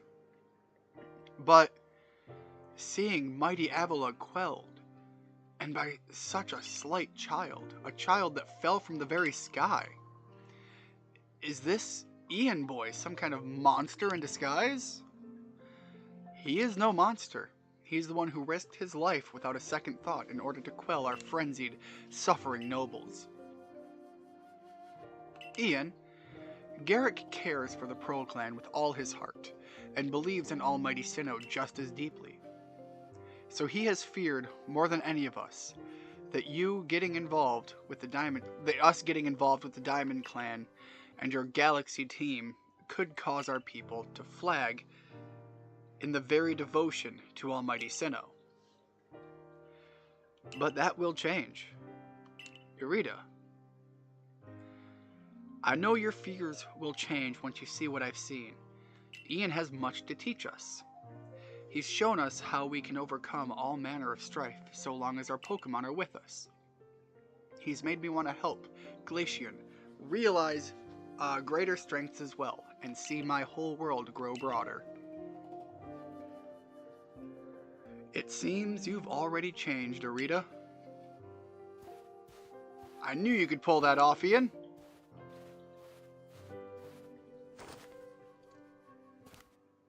You quelled every last frenzied noble. So is that space-time rift going to start closing up now, or what? There's little way of knowing for sure, though the rift does seem perhaps a little smaller somehow. Let's hope so anyway. Well, with any luck, things will settle down now.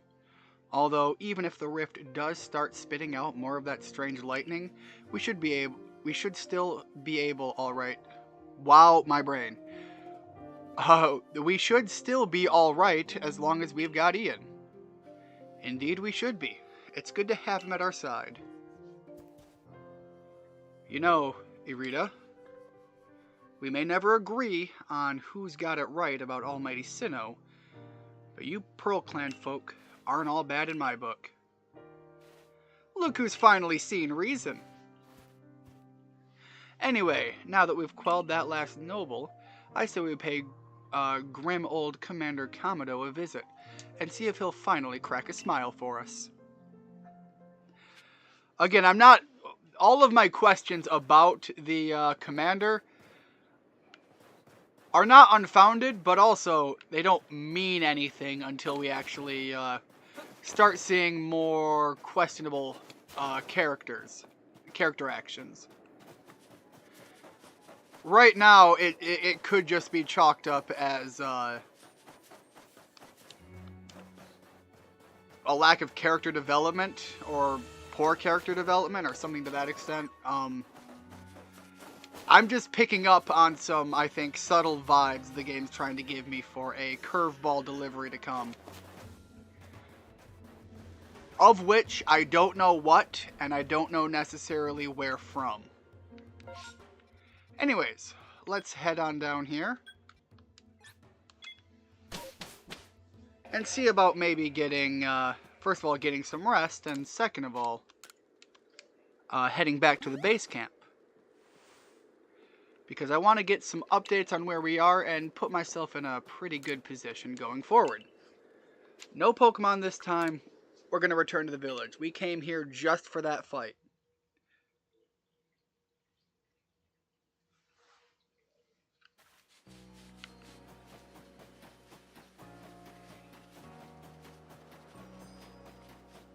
What do you got for me, old man? Nothing yet. Fair enough.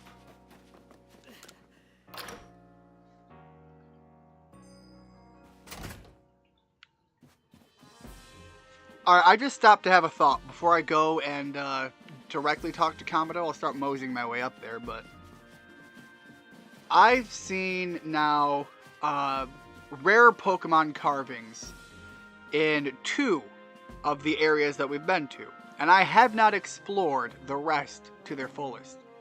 I wonder if those cave etchings are in the other areas, and I just haven't found them yet. Anyways, that was just a passing thought on my way up here. Each of the Pokemon nobles become frenzied, and now each of them has been quelled. We still have no explanation for why this calamity befell us, but I'm glad to see it put to an end.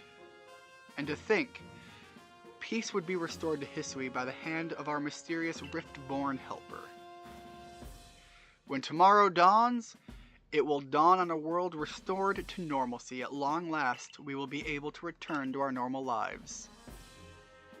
Go nourish yourself at the Wallflower and allow yourself a good, long rest. Don't forget the Survey Corps work is not over. It does not end until our people can live here in Hisui without fearing the Pokemon around us. You see, and then it's moments like this that make me think, okay, he's not gonna be evil. He's just a little bit harsh sometimes as the commander, as he probably should be. Makes it a lot less upfront and predictable. Because I know there's going to be a curveball. It just, things are going too narrowly right now, and there's got to be a curveball at some point. Thanks for this nice, sizable helping of potato mochi, Benny, old chum. Oh, and if there's anything else that you'd recommend, by all means, bring it out.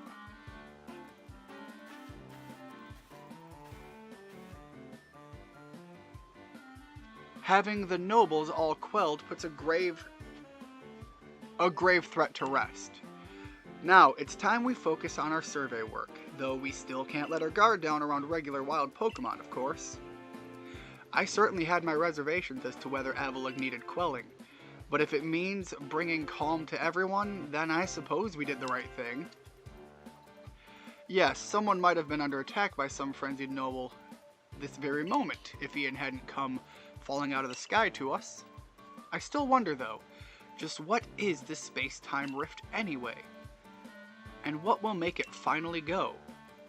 Wait, if the rift were to vanish, would that leave Ian stranded here? Maybe. I don't really care. I'd stay here. Well, our little team is certainly very practiced at investigating things by now. We'll look into the matter and find a solution, I've no doubt. And even if we don't, you'll always have a home here in Jubilife Village, Ian. Now then, tomorrow's soon upon us, and it'll be another hard day at work for the Survey Corps. Don't forget what we've got our sights on. Nothing less than a completed Pokédex. That's right, we'll get it done, with Ian in the lead and me as the valiant assistant. Assistant, come now, Akari, don't sell yourself short. You're a full-fledged member of the Survey Corps, too. Well, thanks for that, Professor. Then I guess I'd better eat my fill and get plenty of energy for another long day tomorrow.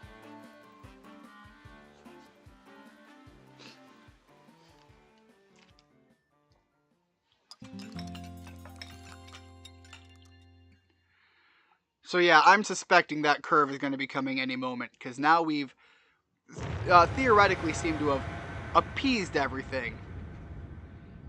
And there it is, big old Bacoom.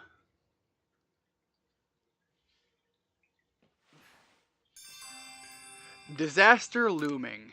Well, that's the kind of mission tagline that is really going to make it very clear that things have not gone well.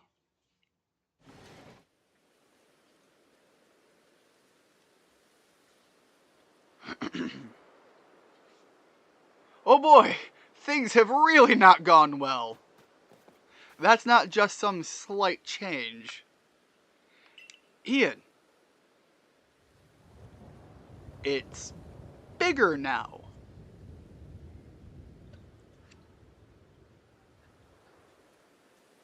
Okay.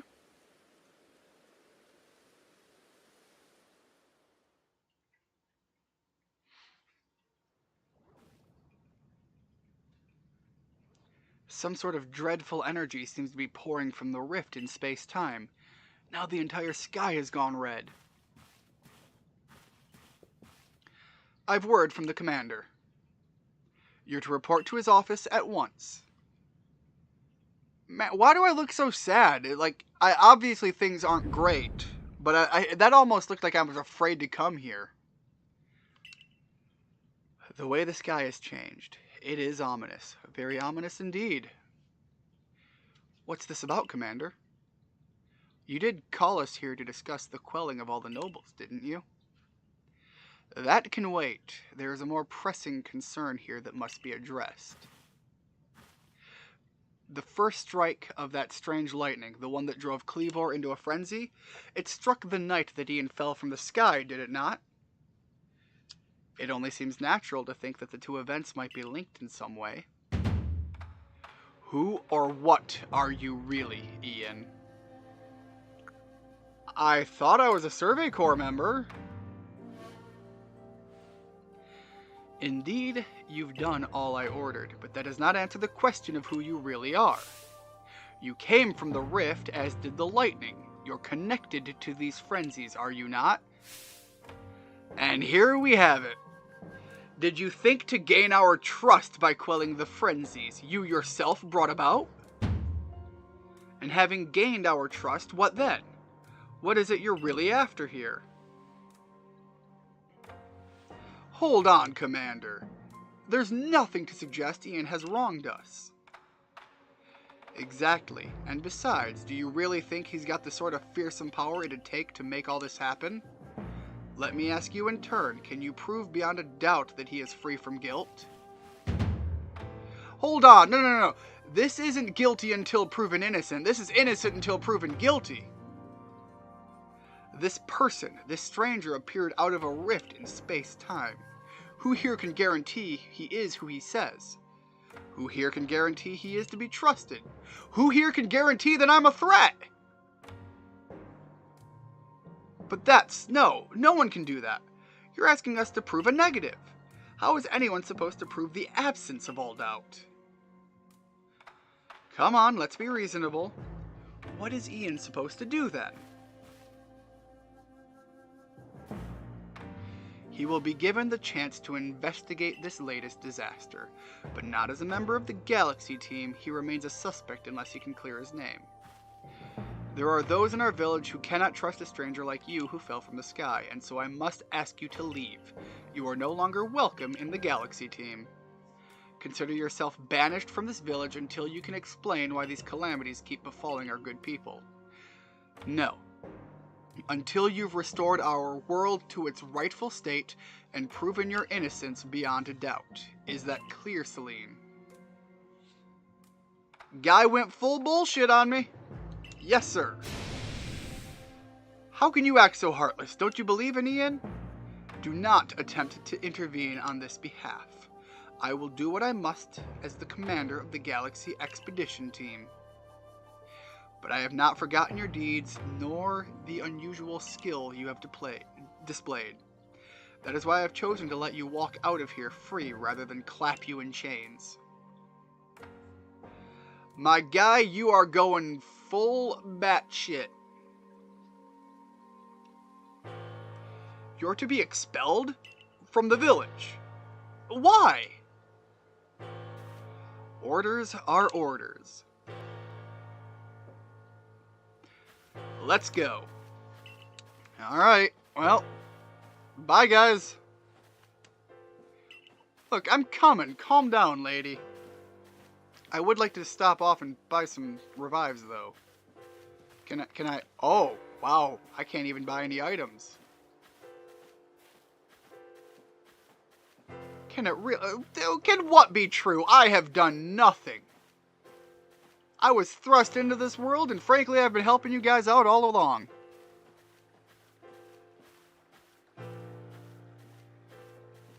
Well, y'all are a bunch of assholes. Be back later. We can take it from here, ma'am.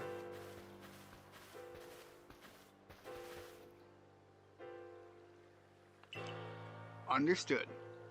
However, the decision was mine to accept this stranger as a member of the Survey Corps. It is only right that I should personally escort him from the village and to the Fieldlands camp.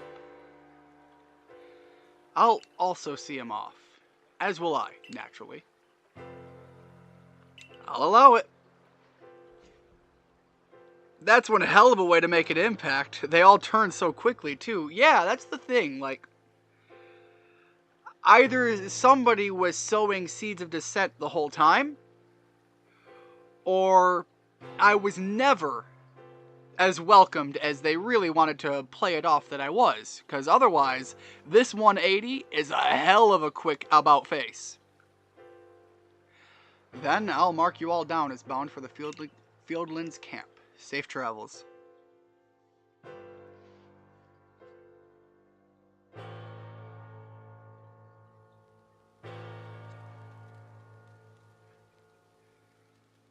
Alright, well, let's head to the Fieldlands.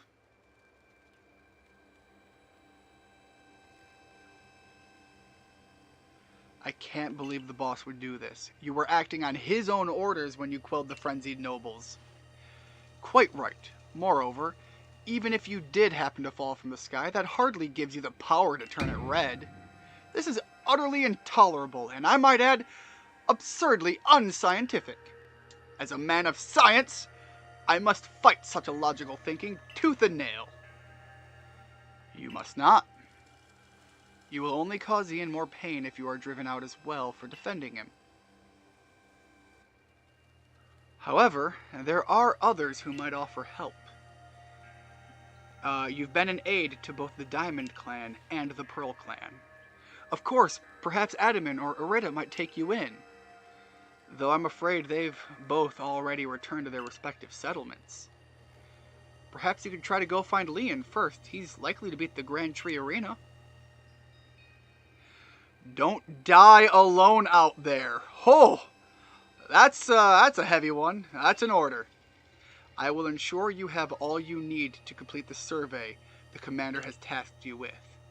If I might offer my advice, in this life you will meet with both admiration and abuse from others. How others choose to view you is a choice only they can make. You cannot make it for them. All that truly matters is that you hold firm to your own values. Well, damn, that's some good advice to send me off with. Strong agree. What of the dream I first shared with you on Prelude Beach to complete the Pokédex? That dream simply won't come true without you. Well, that dream is one I still seek to make, and I'm curious if I can... Okay, it looks like I can actually travel to the other areas, so I can do some farming in between, I think. Let me see. No, I actually can't travel here right now. So I'm going to progress on the story still, because I've got to get to at least the point where I can go through and enjoy the game on my own before the next stream. So I'm still in it. Not ready to be done, I guess. The game has spoken on my behalf. Shanks, get out of here. You're adorable.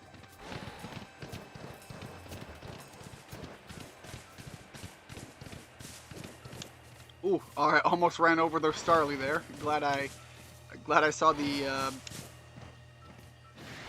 hint that they were in front of me before I had no recourse to return from.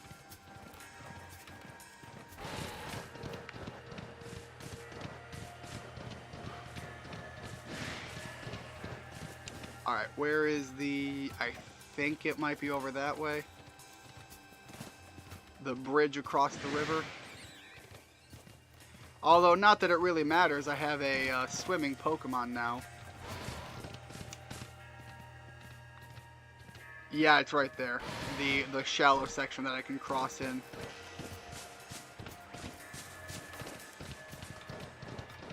Big, strong B-barrel, I'm coming through. Here's another one.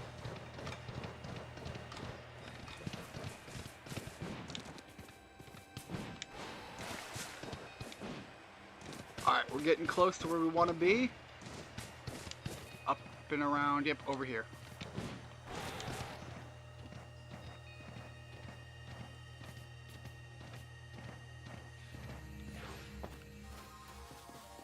Bro, you gotta help me. I helped your cleave, alright? I didn't do anything wrong, I swear. You? What in the world did you do? Look at the size of that rift. If lightning starts pouring from it, all the Pokemon in Hisui could be thrown into a frenzy. The entire clan is in a panic now. I should have known that the only thing that could come from a rift was... From that rift was disaster. Well, never mind then, jackass. Is that really all you came to say? Look, you needn't try to put on a brave face. You've been a help to the Pearl Clan, and we know what kind of person you are. Though it must be said, for every sympathetic ear you might find there, you may also find a detractor who fears your presence. I truly do wish that I could repay you for the quelling Cleaver's frenzy as you did. You must know that. But there's nothing I alone can do for you. Warden Mai might be able to help you, though. She's a caring woman, after all. You'll most likely find Mai at the Warren Bridge. I believe it's a very significant place for her. I'm certain that somewhere in the vastness of Hisui, there is a place for you as well. Alright, well, onward to the next area. We're not ready to be done yet. Got to at least find an option of what to do. Wow, that's off in the distance, but we have a water Pokemon.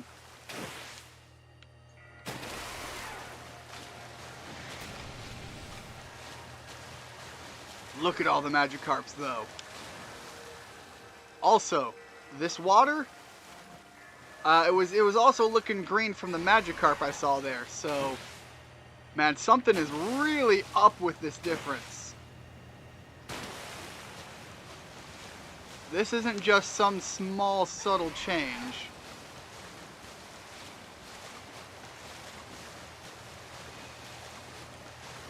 And jump into this guy.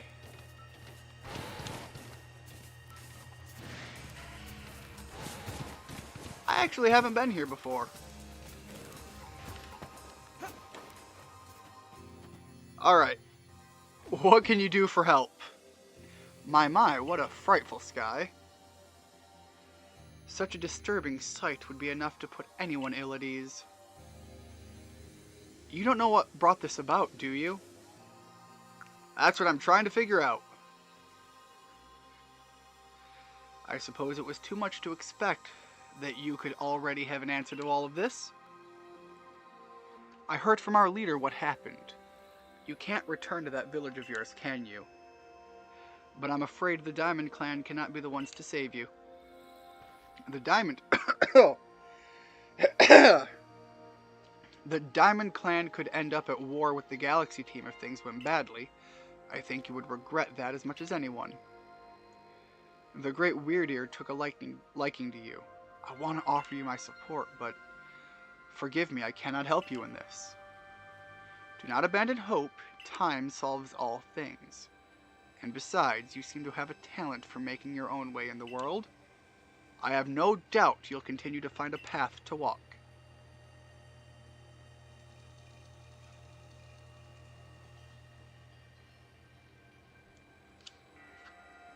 So now we have to go on a big spirit quest, go reflect on the choices we've made, the actions we've taken. Oh, little Shinx buddy, do you believe in me?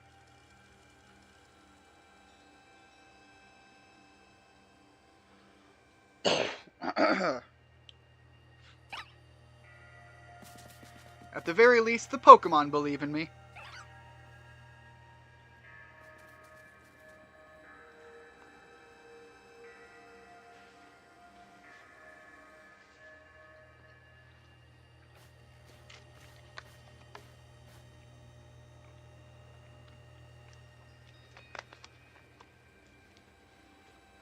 Strange events seem to follow you wherever you go, don't they?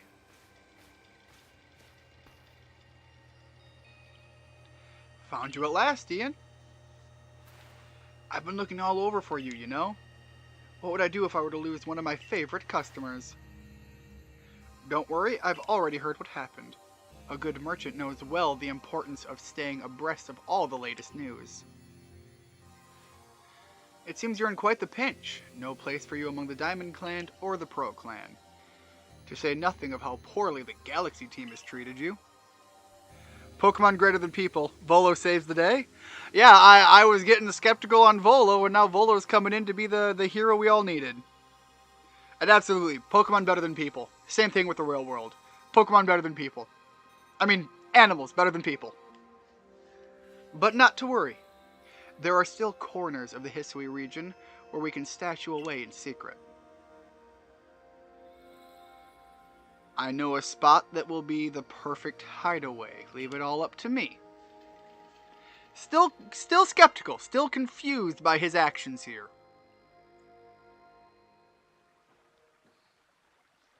But I'm not sure what the trade-offs is going to be. There's a lot of questions right now, and this is the big turnabout. So this is when all of the questions you had are going to shift, and all of the things you thought you knew are going to shift. So they're doing it good here. Here we are. I know. It's no palace, but you know the saying about beggars and choosers. My guy, that's a badass tent. Go camping in one of those and you'll feel like a king.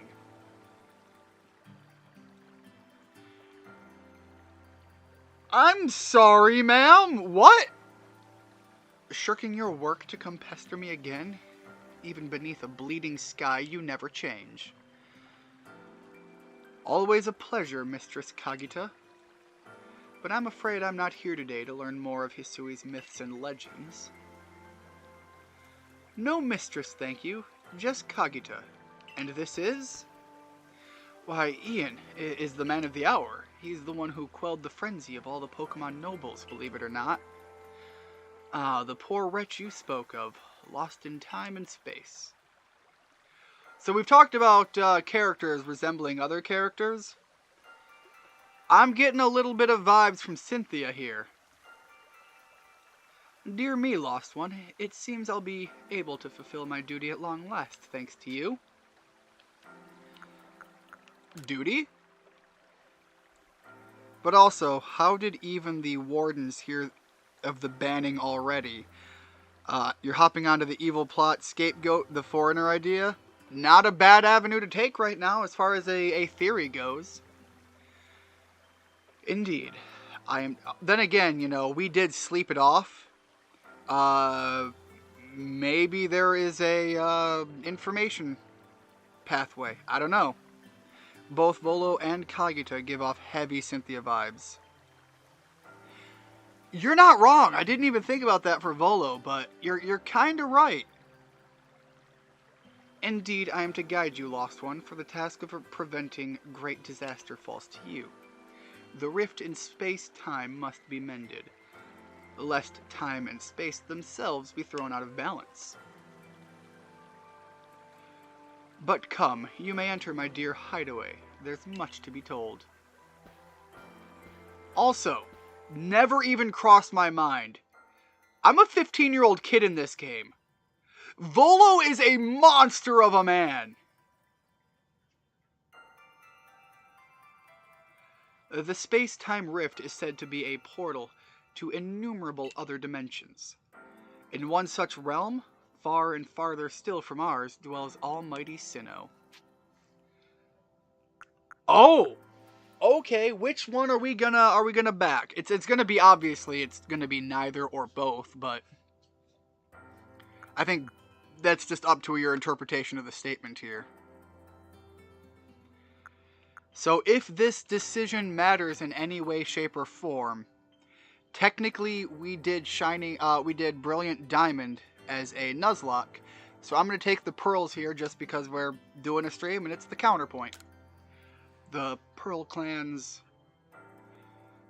the expanse from antiquity to eternity, and the expanse to all sides above and below.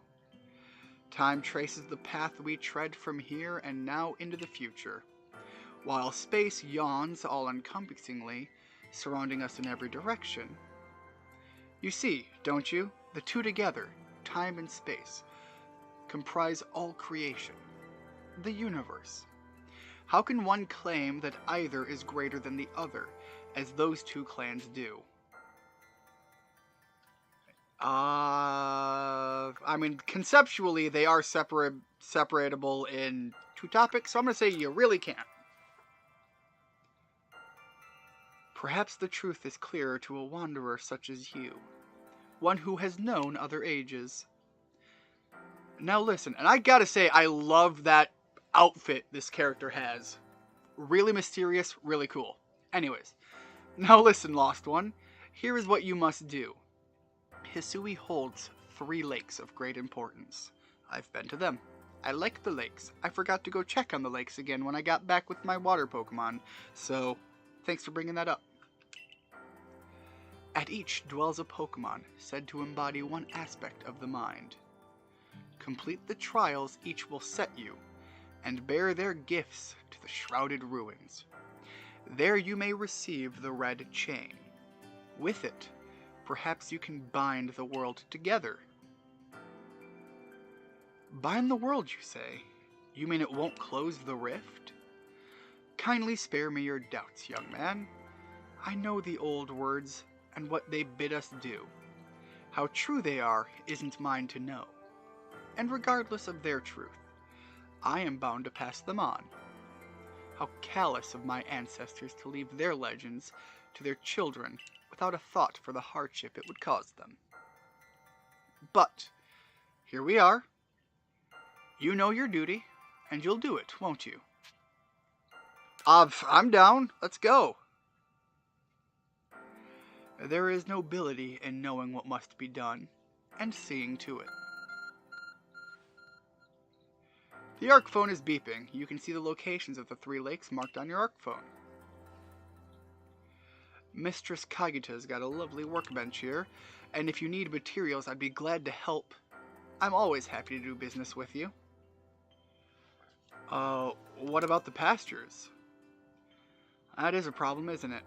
What shall we do about that indeed? Abra! Abra coming in to help me teleport around. What was that cry? Have we now a lost Pokemon as well as a lost child? Do see to it, please. How could I refuse you, ma'am? Off we go, Ian. But yeah, you can actually look at him and you can absolutely tell. Tasha, you are dead on. You can see it there as well.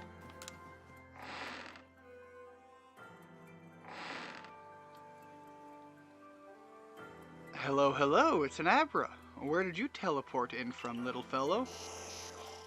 I wonder he's the one that...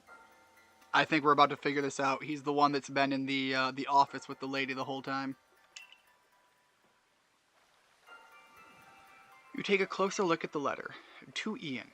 You may use my Pokemon as a go-between to access the pastures in Jubilife Village. I've also ensured that you'll be able to utilize our base camps without issue.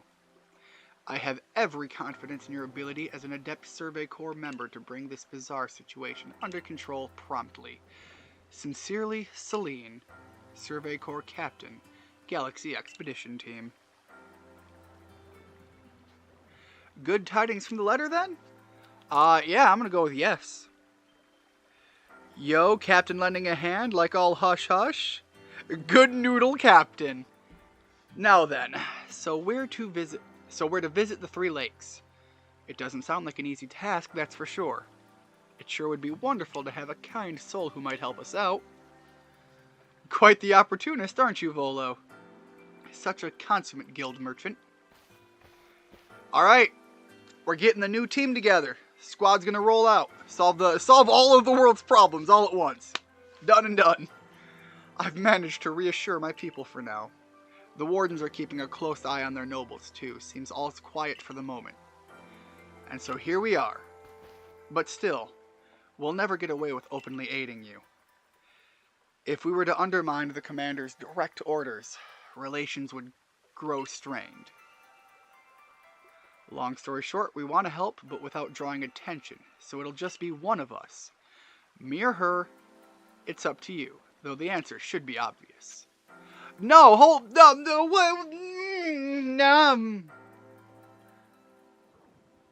I don't like this this choice. I don't know which one I want to go with. And man, I can't remember which clan is the hairdresser lady with, because I have a fear. I have a fear that picking one side is going to make the other side leave the village in the post game. I really hope that's not what happens.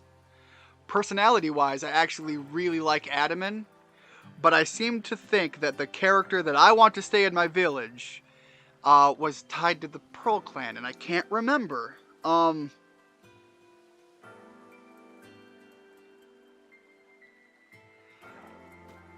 gonna go with Adaman. At the very least, I liked his personality. Both characters are great, but I've got big bro energy with Adaman. Obviously, you'll choose me, right?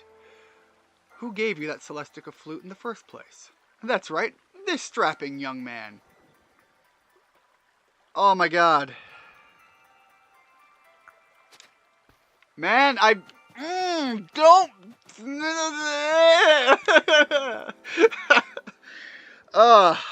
Alright, you know what? I don't trust my ability to make this decision myself. I'm gonna do a coin flip.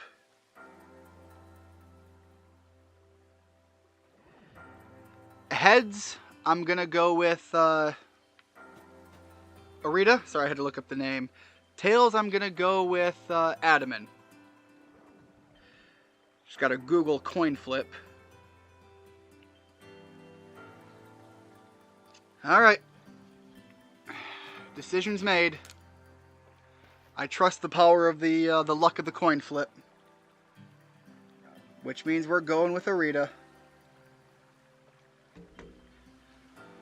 Damn it, game, you're making me choose things I don't want to choose. Both are good.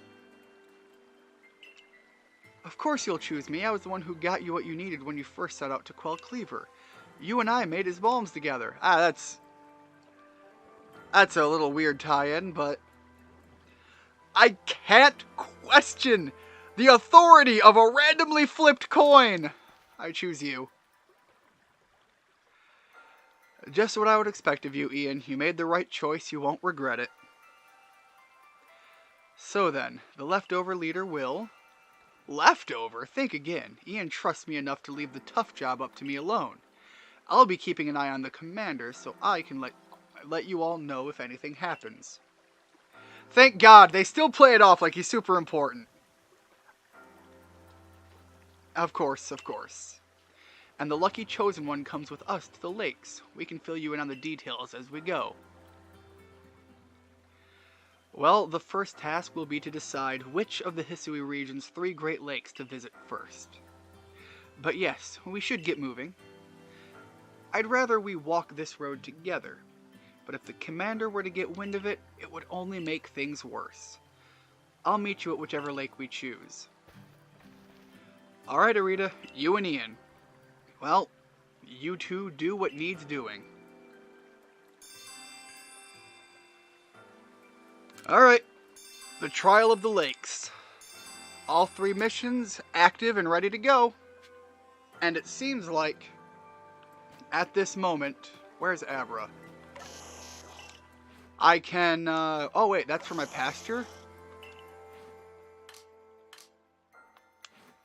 So at this moment, the main goal is going to be going out and doing these lake trials. So I am going to call the stream here, and next time we'll open up with the Trials of the Lake. Thank you so much everybody for stopping in. Hope to see you next time. Please remember to like, and have a blessed one. See ya.